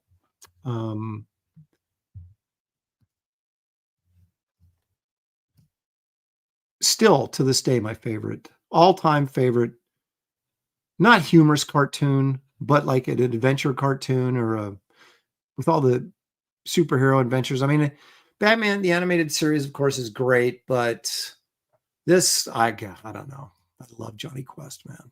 Love it. There's a good one with the sea monster, too, where they're trapped on this ship and the sea monster comes aboard and they're trying to, defend themselves from this creature. That was a really good one, too.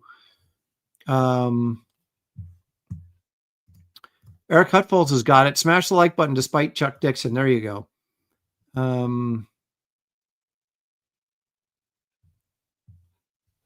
So anyway, those, when I go back and look now, and if you want to include everything, like I said, Scooby-Doo is like one of my favorites as a kid.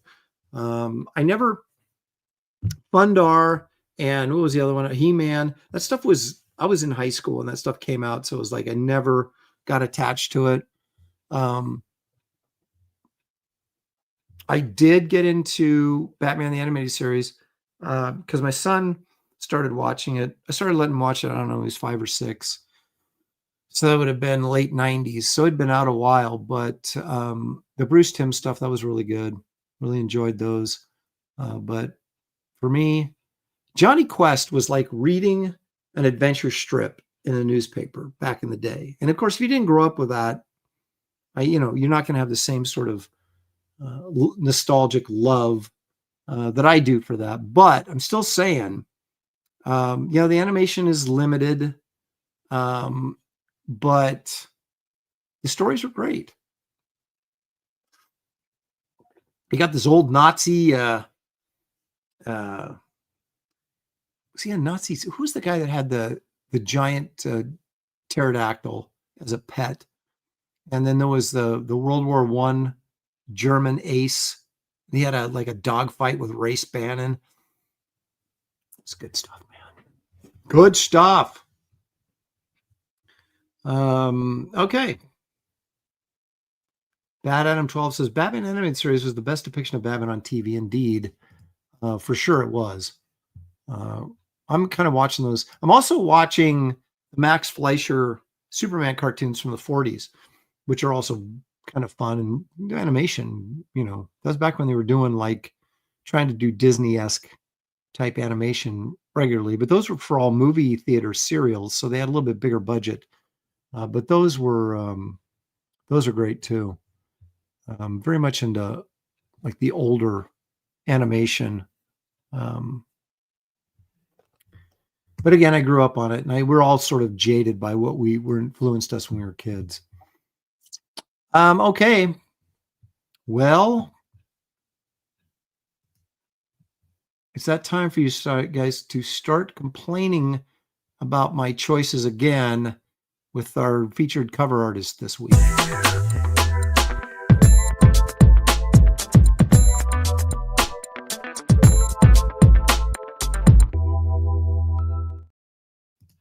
Yeah, we're going to go back to the master himself, Michael Golden, the guy who's the root of the tree of so many popular artists, from Arthur Adams to Todd McFarlane to Rob Liefeld to Jim Lee.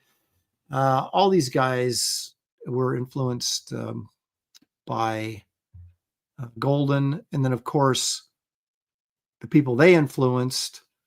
So it's is Golden really maybe one of the most stylistically influential comic book artists of all time? Very well could be. Very well could be. All right. John Beatty, of course, is a big fan of Golden. Of course, he's inked Michael. So, all right, we're going to start with a couple of obscure picks. This is from Savage Sword of Conan 119. This is a painted cover by Michael Golden. And of course, Michael always has these incredibly vibrant colors, and this is no exception. I'm going to assume these are acrylics. It looks like there might be some airbrush back here in the clouds. But I bet a lot of you have not seen this. He did a couple of painted covers for the Conan magazines, and this is my fave. So I put it on here. John Beatty says, I was in the Marvel offices when Larry Hama came by and handed me the print ready for that cover. Wow. It's so amazing. The, as comic book artists, and Beatty, of course, was in it Marvel way before I was. And so just the things that you ran into or saw just being around the office at the right time, is pretty incredible. Everybody's got stories. Oh yeah. Gary's got amazing stories about, he was at DC and someone would come in with something and he would be like, whoa, I didn't get a lot of that. I did see some of that when I was wandering around the offices. You'd always go into some editor's office and there'd be a stack of some pages or something sitting there on their file cabinet. And you'd be going, ooh, what's this?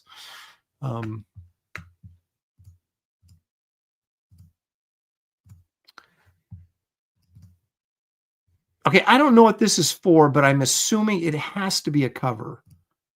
That's why I picked it. If it's not a cover, then you can chastise me. But I love this piece. This is a really cool piece. It's like a great Iron Man. You got. Is this an Avengers cover or something? You got this tech stuff, this little flying machine gadget here. Golden is just so good at this stuff. And you got the Fantastic Four here. I love this Iron Man. It's classic Iron Man. Daredevil and Black Widow and this monitor, the Hulk over here. Does anybody know what this is from?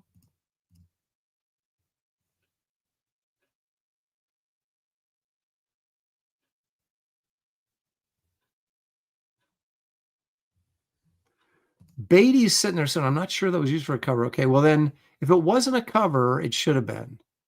But I love this so much I included it just on the outside chance that someone at some point used it as a cover for something.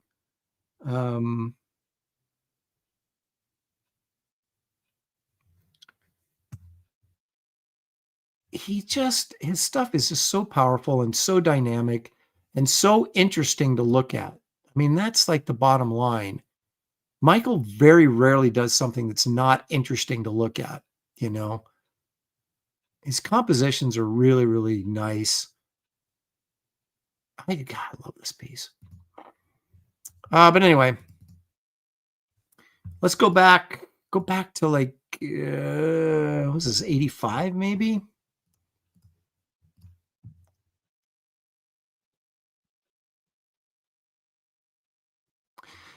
This is there was like 3 stages to Golden's work. It was like when he first started, when he was very young and started in the 70s, it was kind of, he had this sort of bloopy, Play-Doh-y kind of look, you know, to his art.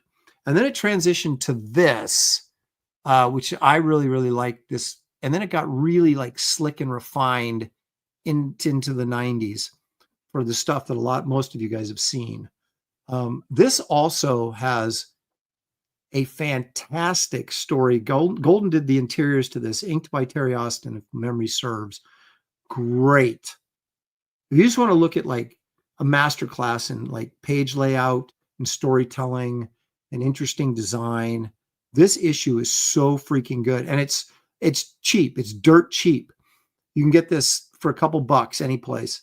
So look out for Doctor Strange number 55. And if you don't have it, get it, because the story inside is killer.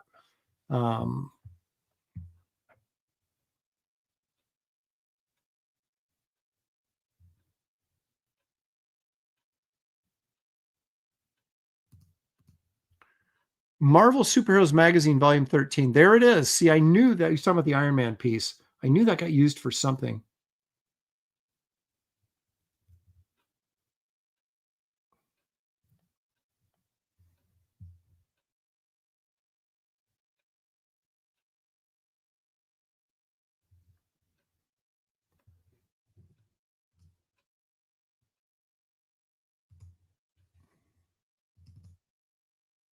I don't know what you guys are fighting about in the chat, but come on. Let's all be friends here, shall we? Some of these I just got in black and white because the color images sometimes, I don't know what they put some protective shield over some of these images on when you look up stuff on the internet that you can't like grab everything and download it as easily. Some you can, some you can't. So I found this in black and white. And this is a Doctor Doom, Doctor Strange and Ghost Rider special. So I don't know if this was a reprint thing with a new cover or what it was, but man, look at this freaking cover. Are you kidding me? So you have Doctor Strange down here. I don't know exactly what's going on here, but whatever this is right here, this monster is getting just run over by the Ghost Rider. You want to talk about incredible design, great layout. It's so dynamic, powerful image. And the work that he put into the city and everything. Oh, this is a great cover. And it's interesting for some reason, there is a ton of Golden's black and white artwork available on the internet. When you like search Golden covers, a lot of them, half of them are in black and white. So you can grab these black and white images and see what his line work looks like. Which for some reason you don't really necessarily see with that many other artists, but for some reason there's a ton of black and white Golden on the interwebs.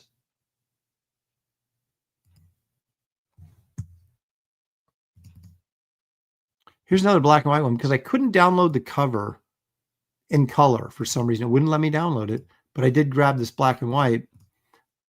This is Punisher 100, I believe. This is just nuts. Okay, first of all, you got these freaking guns, which are just out of control.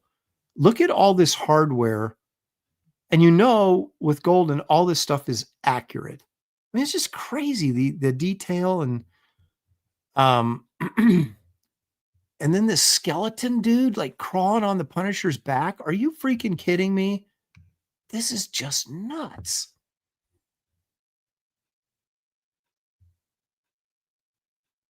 It's just obviously it's incredibly well drawn, but it's also just an imaginative design. So it's just like, it's like death encircling the Punisher as he's, killing whoever he's killing. Just really, the concept is just incredible. And you just got to appreciate a mind that can come up with this. I mean, we all think we're pretty clever, but this is freaking clever.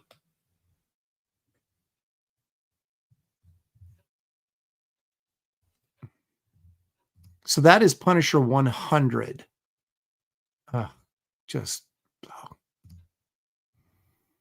It's humbling for sure.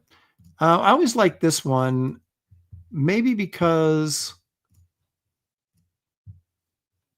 not only it's got the Punisher, look at all these bullets, and look at these guns, and just I was with Michael and Renee Witterstatter way back in the 90s, early 90s. We went up to Salem, Massachusetts for just like the weekend. It was really interesting. In fact, Michael paid for my room. It was very, very generous guy. And but we went to we were going to like all these witch museums, which is kind of weird in Salem, Massachusetts. I mean, you'd figure they would be. We went to this bookstore and he was buying like these books on like machines and stuff. And I'm like, what are you getting that for? And he goes, for reference for, mechanical stuff, so that if I have to make up something, I can make it look real, like it would actually work. I'm just like, this is what real artists do. I should have learned from him, but I didn't. I'm still a fake artist, but he's a real artist. I love that Daredevil figure. I love how he always draws the Punisher with this crazy face. I love that Spider-Man. I really do like that Daredevil, though.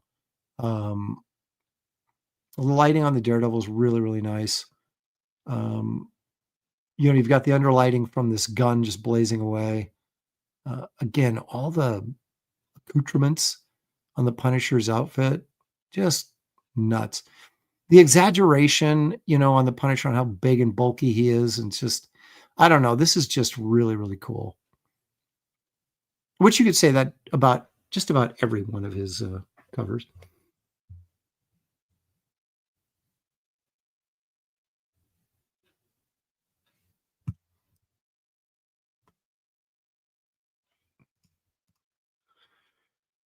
John Bay says that one was oversized. Tim Townsend owned it for a while. Yeah, Tim owned. I don't know what his collection currently looks like, but man, he had some good stuff. And Tim would take his Joe Mad X-Men pages that he inked and trade them for like really high end art. And he had some really great stuff.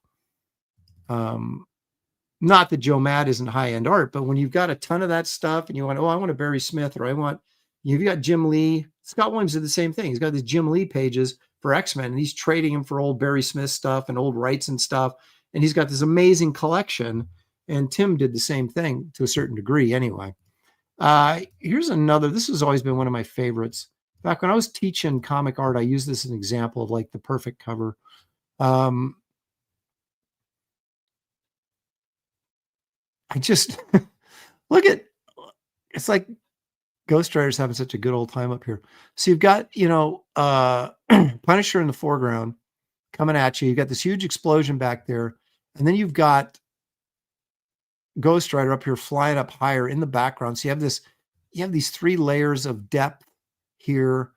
Just the dynamics of this, the energy behind this, and taking the motorcycle tire and turning it to get a little bit more movement and English on that bike. Golden is like, he could take like vehicles and give them life and make them almost seem like characters. Just fabulous. Fabulous.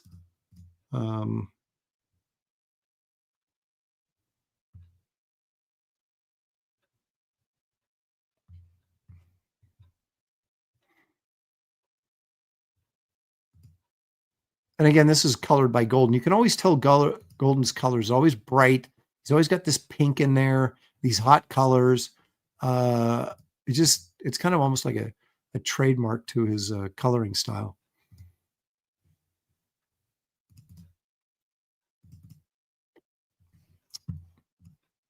I remember seeing this going, come on, man. It's Punisher Warzone.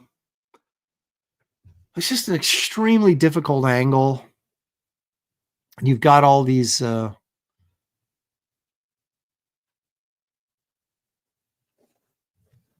you've got enough of the background here, so we're getting the sense that he's falling. You got a guy down here.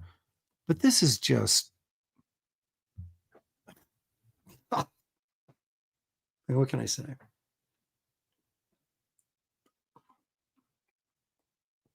Great perspective and depth. The dynamics are just off the charts.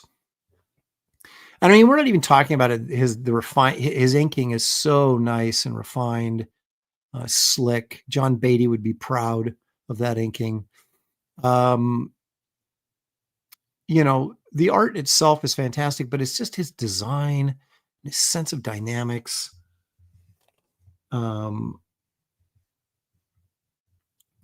The colors are a little wild for sure, but it's what he does, and you sort of accept it.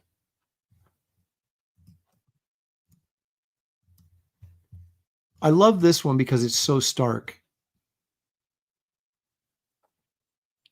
He did a ton of brilliant Jurassic Park covers. This is just one of many. The design on this is remarkably good. And that's one of the reasons why I like it so much, is just, I mean, the dinosaur is great, but the design of this cover.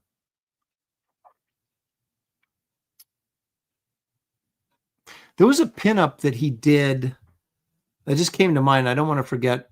I don't have it because it's not a cover, but it was Captain America riding up a hill through a bunch of Nazi soldiers. That is just freaking classic. There's a great Sergeant Rock piece he did. There was also a pinup where it's Sergeant Rock falling off a cliff with fighting a Nazi or something. Really cool piece.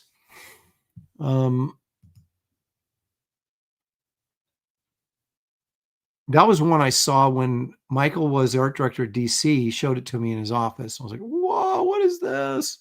The Sergeant Rock piece. And I can't remember where it ever appeared. And so it's out there someplace in a Sergeant Rock comic.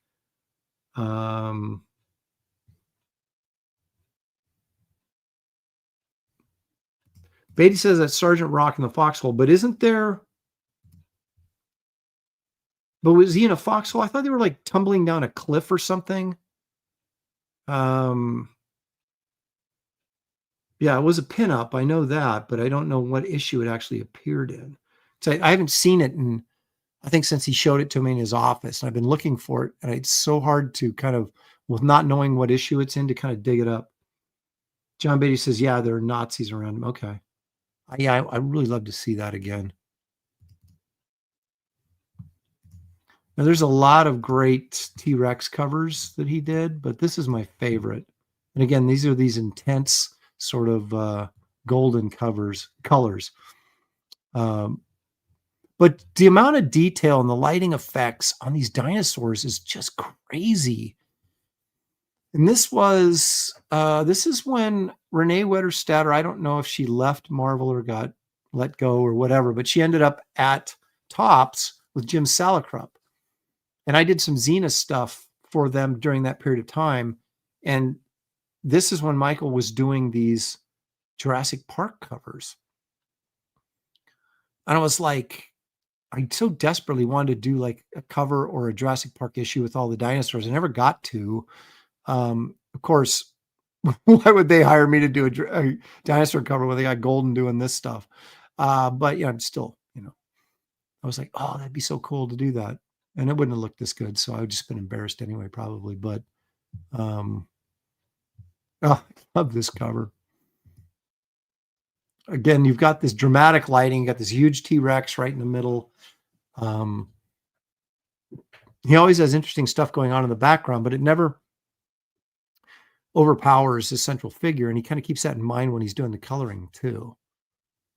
It is interesting that he went darker on the dinosaur in the foreground and brighter with the background yellows and greens. But I remember seeing that, just going, every time I saw a Jurassic Park cover, I was like, what?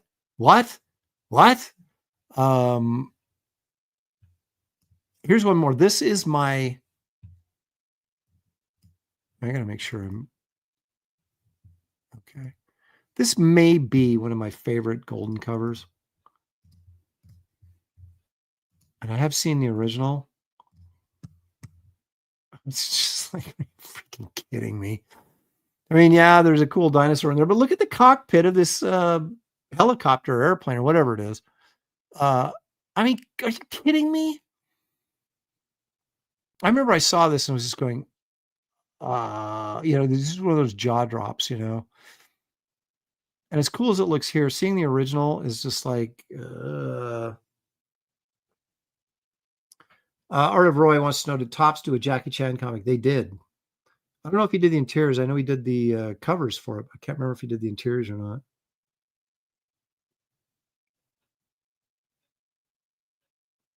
Yeah, so Beatty's saying, yeah, all those gauges, and they're all correct. I know, that's the thing. It's just like, I when you got guys that have that level of patience and control, I couldn't do it. I mean, even if I could do it, I couldn't do it. I mean, I can't imagine spending all that time on just gauges, and it's so fantastic though. It's just, ugh.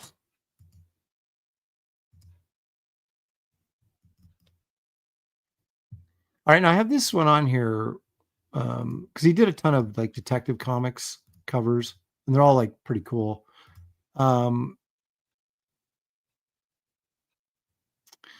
He was doing 3 covers. It was 6. I think it was this one and 2 others with this electricity dude. This is part 3. So yeah, it would have been 644, 645, and 646.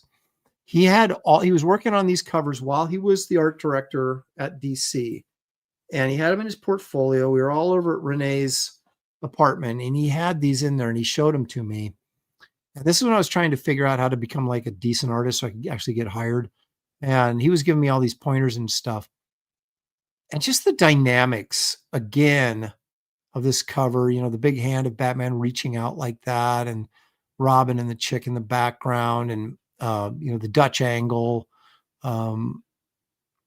He was showing me the originals, they were inked, and I was just like, oh my gosh. And then you look at yours and you go, wow, I've got a long way to go. But he helped me get hired finally, just by the stuff he taught me in terms of dynamics and character acting and things like that. And my style never reflected Golden, as big of an influence as he was on me, but it was more what he communicated to me and taught me that kind of made the light bulb go off. And I was like, oh, I know what he's talking about now, because you think you know what dynamics are, and then you have someone like Michael Golden explain it to you on in the same language, an art language that you understand. And rather than have an editor try to explain it to you, and they're kind of like, make it more gritty, or use some term that you don't really understand what that means. But when another artist is talking to you and says, this is what I'm talking about when I say be more dynamic, And so because this is one of the covers he broke down for me, it was kind of like, I thought I would include it on here.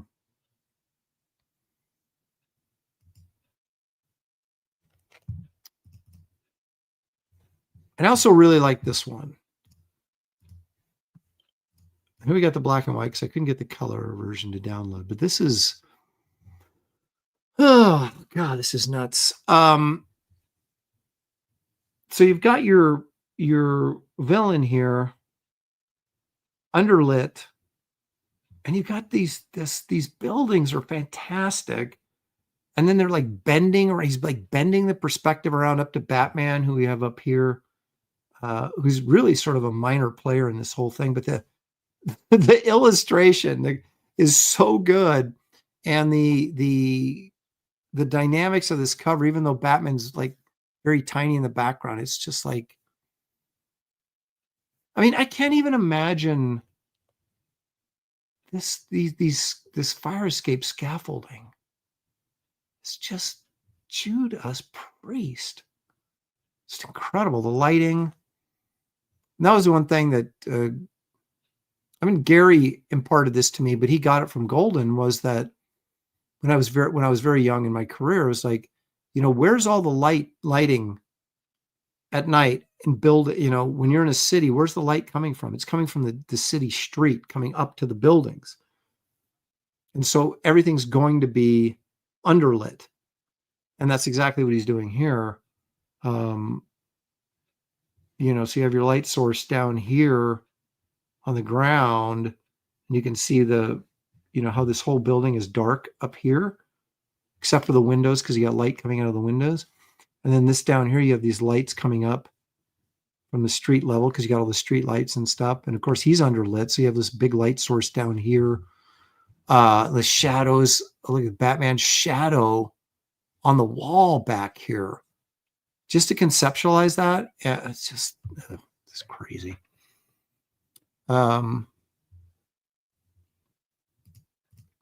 Pantheon says, Michael Golden was the first artist I saw use the fish lens style. He did it for an art print, Submariner and the Atlanteans Attack the Avengers. This was done in the early 80s. Yeah, that whole sort of fisheye lens bending of perspective. You got to get a French curve, and you still kind of pick your perspective points, but then you sort of use that curved line around it. It's difficult. And to do buildings and stuff as precise as he's doing this. His backgrounds and buildings are so good. They're almost like characters themselves. They're not, most of us are kind of like, oh God, I draw all these buildings. Golden makes them come alive. It's just great. He once told me he used a number 3 brush, which I thought was insane, because that's so much ink to be carrying around to get the fine lines he did with a number 3. That was pretty amazing. But that is going to wrap up. Oh, wait a minute. I have one. I know some people were crying about the Nom. And there's a lot of great covers in the Nom too. This is one I particularly like. I couldn't grab the close-up color image; it wouldn't let me again. But I did find this. I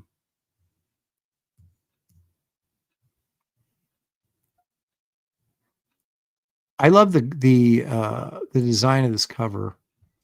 It's got all the guys here dragging their injured or dead comrade. The chopper coming in, landing. It's just, the color scheme where everything's in blue. It's dark. It's rainy. You just got some hot lights on their shoulders and top of their hats from this helicopter coming down. I mean, it's just so well designed. I mean, all of his covers for the Nom were great, but this was one of my favorites.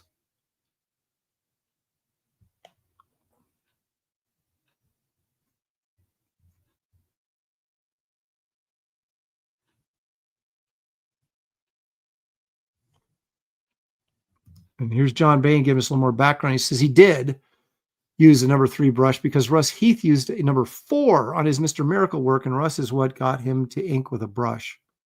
Russ Heath used a number 4? that is such a huge brush. And I do understand the longer the, the hairs on the brush are, the more it will curve down and give you a really good point. The problem is though the barrel on those brushes carry so much ink. It's really, you got to get it just right, or your lines are going to be too heavy because the ink just pours out of those things. So you have to be careful. But I did try using a 3 after I talked to, Michael's like, oh yeah, because most of us use a number 2.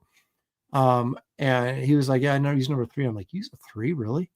So of course, like any dumb artist, I'm like, well, Michael Golden uses a 3. That must be the secret to his talent. So I'll just use number 3 and my stuff will look as good as his. It was too challenging for, I was like, I had to drain like most of the ink out of it. You do get good points with the larger brush, but you got to you dip it. And then I would sit there and get most of the ink off of it so that I could control the ink flow better. So my romance with a number 3 brush did not last very long. And now I'm just doing pens because I'm lazy. All righty, so there we go. That is our look at Golden's covers for this episode. Now, we just have one more thing to do, and it's extremely important. I don't ever like to not have one of these during a show.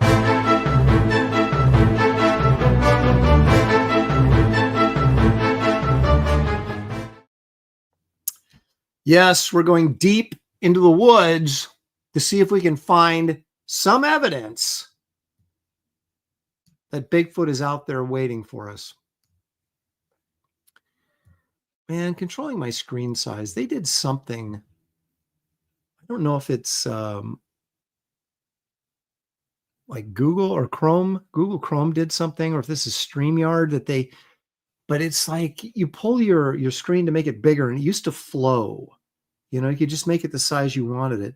But now it's got like built-in sections. So you pull it too far, to go boink, like get that big. You're like, I don't want it that big. I want it this big. And then it'll go doink and shrink down. It drives me nuts. Anyway. A first video here. Now this came off a site that was advertised Bigfoot videos, no AI guaranteed. And I'm like, okay, yeah, right. So anyway, this was apparently a paraglider flying down over a mountain range and captured this.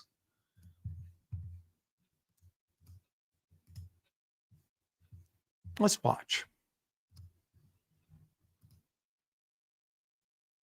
I'm glad they're telling us it slowed down. I never would have guessed. So this dude is like going to fly right into Bigfoot, apparently. No,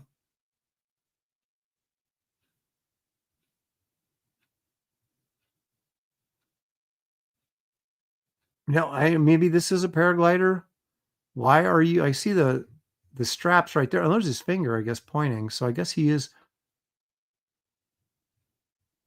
My feeling is, as I watch this, my feeling is that it's fake. But beyond that, I think that this guy is flying so low that he's about to take this Bigfoot's head off, or Bigfoot could reach up and grab him. It's like he's about to run into him. So it makes me wonder, why do they stop it right there? Why not have him fly right into Bigfoot, which is exactly where he's heading? You know why? Because it's fake, because that's like AI or some sort of photo trickery. And yet they're trying to tell us that it's not.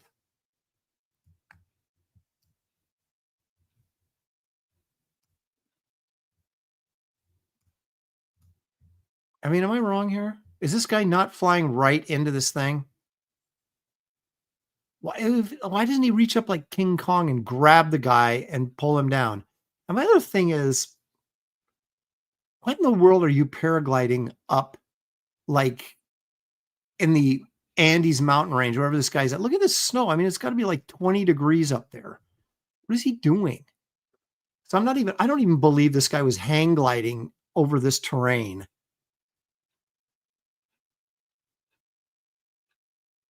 That's how cynical I am. I think the whole thing is BS. That's what I think.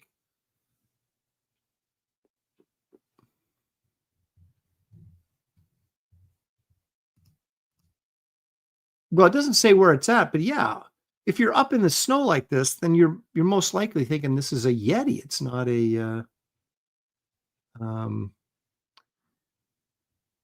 it's not a Bigfoot. What would Bigfoot, what would any creature, an animal, be doing all the way up here? Where's the food? Makes no sense. Makes no sense.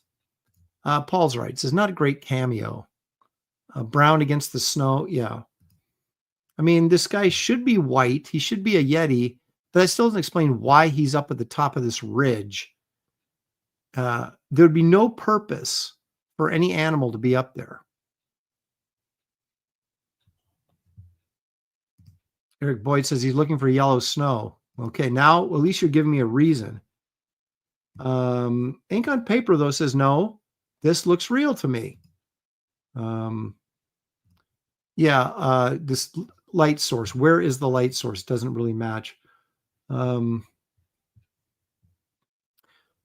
Spaceman says, it does look cool, though. It is kind of cool, but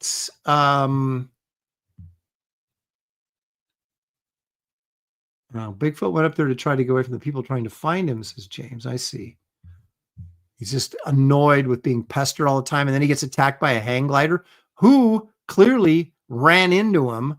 And they cut that part of the film because you don't want to get, in trouble with PETA or whatever for, like decapitating Bigfoot because you're flying too close to the mountaintop there. All right. So that's how we're going to start the show. That's paragliding Bigfoot.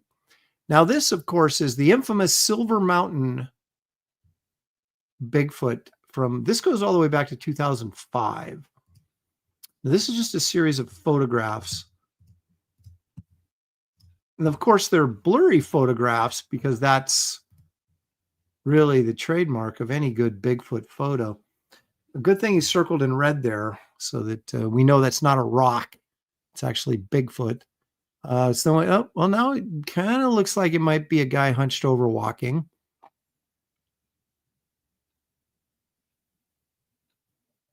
And there he is, really close up. So again, we ask the question, what in the world is Bigfoot doing at the top of a mountain? If this truly was some sort of wild beast, they would be down foraging for food. They wouldn't be on the top of a mountain where there's only snow and nothing else. It makes no sense. And you know what also doesn't make sense? These photos don't match. This looks like a dude in a hoodie. That doesn't look the same. Does that look the same? Does not look the same. At least not to me. Now, granted, we're comparing blurry photos, so I guess,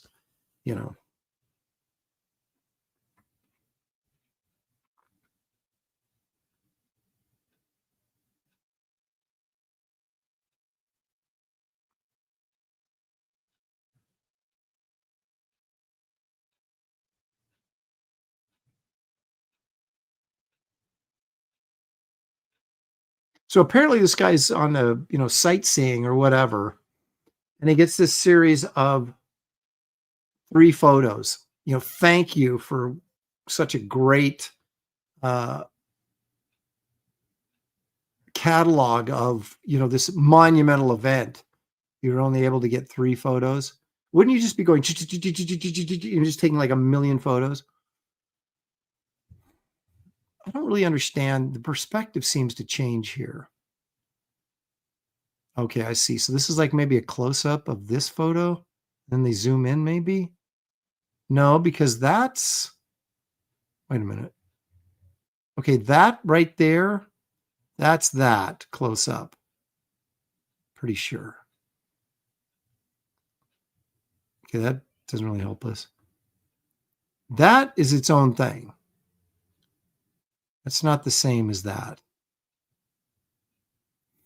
Well, we'll archive in the small blurry top of a mountain Bigfoot category. Now this one, This one, allegedly, this couple is hiking in the woods, and we do have a live action video here. I've entitled this one The Hunchback Bigfoot of Notre Dame. So you tell me what you think here. Starting right here with the Hunchback video, or the Hunchback Bigfoot. Let's see what happens.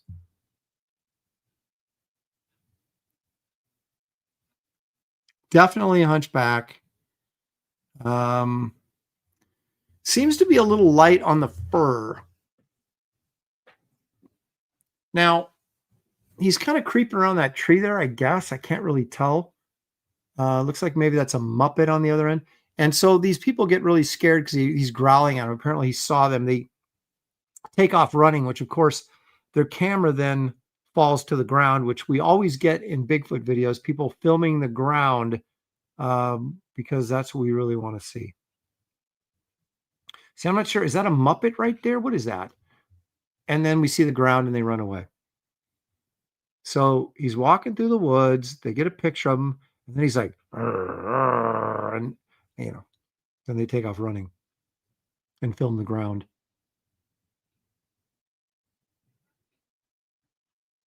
Here we are in slow motion.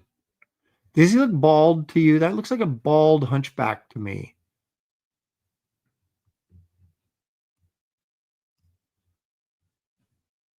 Bald hunchback. I suppose there could be bald Bigfoot. I mean, middle-aged Bigfoot or whatever.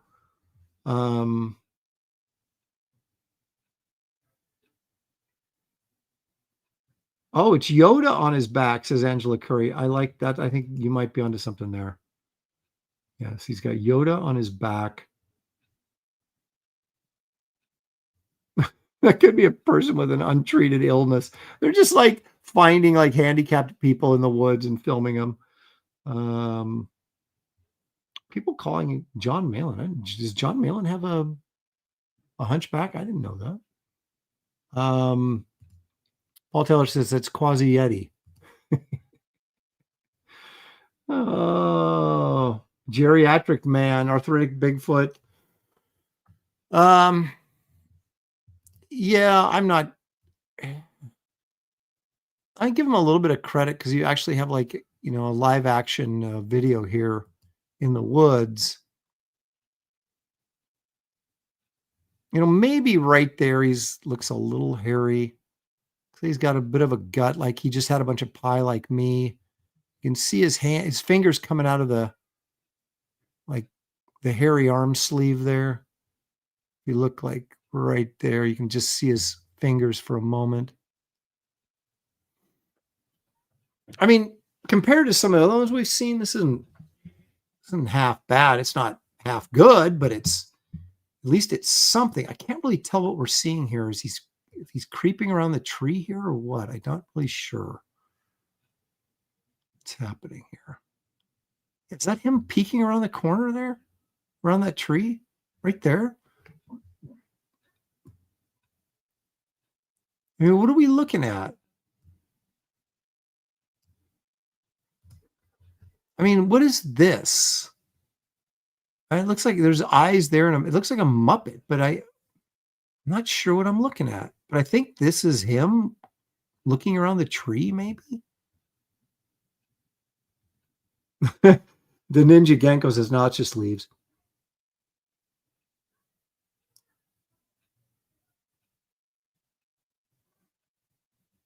Angela Curry says, all this does is make me doubt everything. Well, I mean, that's what we're here for, right? A high level of cynicism in this day and age is a good thing. Okay, now this one I call Big Head, Big Foot.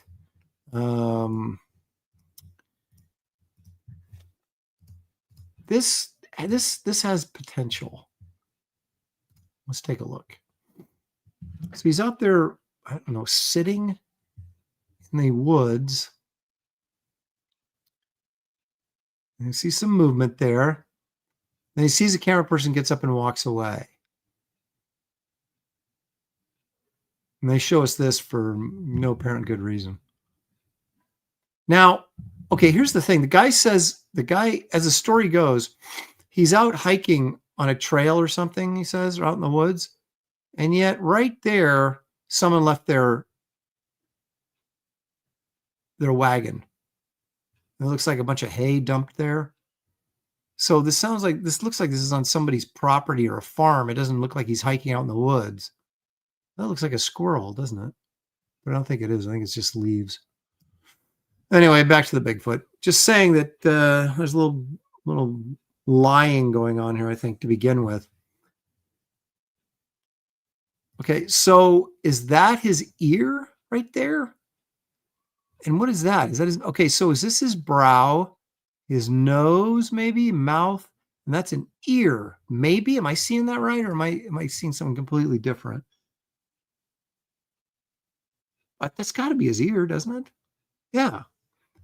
Because you see him get up and walk away, right? There's his ear right there. You can see it when he's walking away. Can't really see the face all that well. And there's the abandoned wagon out there in the hiking trail.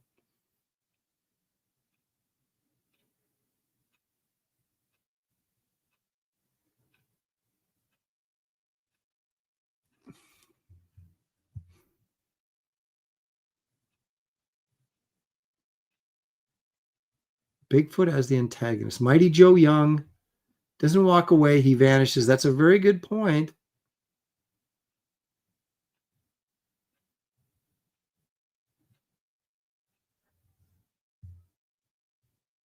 He does just kind of disappear.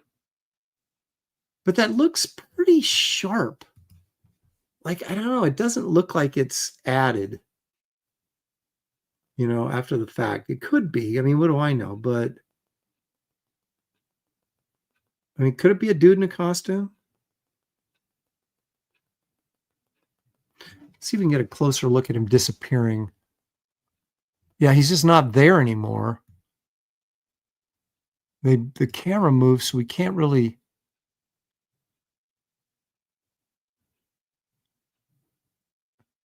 So he starts walking. Come on, start walking. Here we go. I like this movement here where he stands up. It feels kind of real.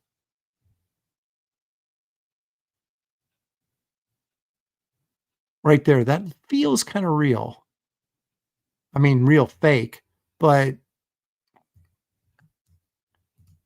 me take a look at this again. Okay, so he's sitting down.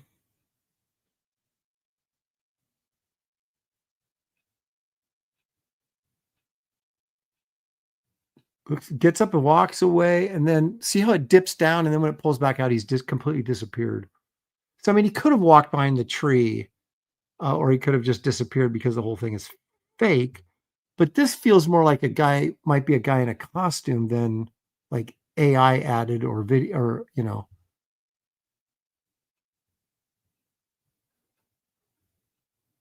I don't mind this one that much. Oh, wait a minute. Is that him back there? No. I thought I saw some movement back there, but yeah, right there. Didn't that thing move right behind that tree? Yeah, right there. There was like something. I don't know how he got back there that quickly. So he disappears right there. And then he's over here and we can see a movement right there.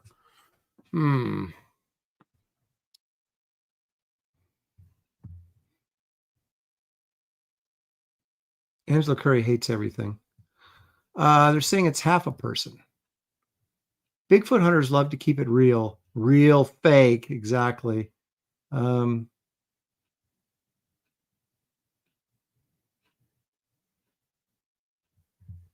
I see. Paul's saying, so they get a picture of an orangutan in Sumatra, transplanted the image into a deciduous forest. Yes, I suppose that's true.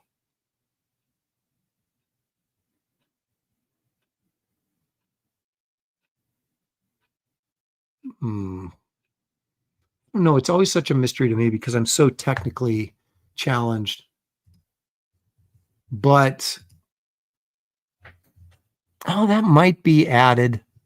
I'm looking at it now close up on this. That could, I like that movement where he stands up. That kind of sells it for me a little bit, that right there. But I mean, we're not seeing, I don't know, maybe it's just good editing. I have no idea. But if I saw this, my first inclination would be that's a dude in a costume, but maybe it is orangutan superimposed into deciduous forest. There's so many options for faking a video nowadays that it makes our job here on this channel, the seeking the truth, makes it more challenging. But we're up for it. That's what we're here for every week. Okay, got some. Angela says orangutans have the big arms and the little legs. The widow wags, the little legs. Okay.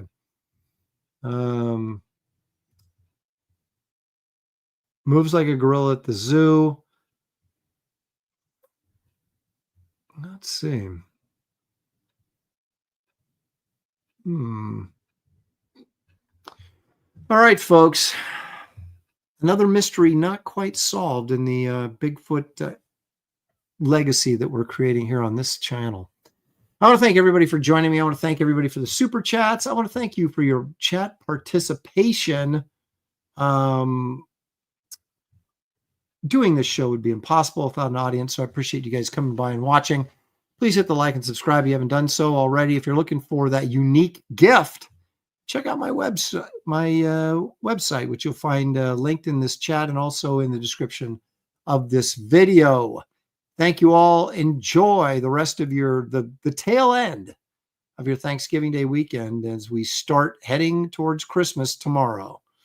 Good night, everybody, and thanks again. We'll see you next time right here on Air.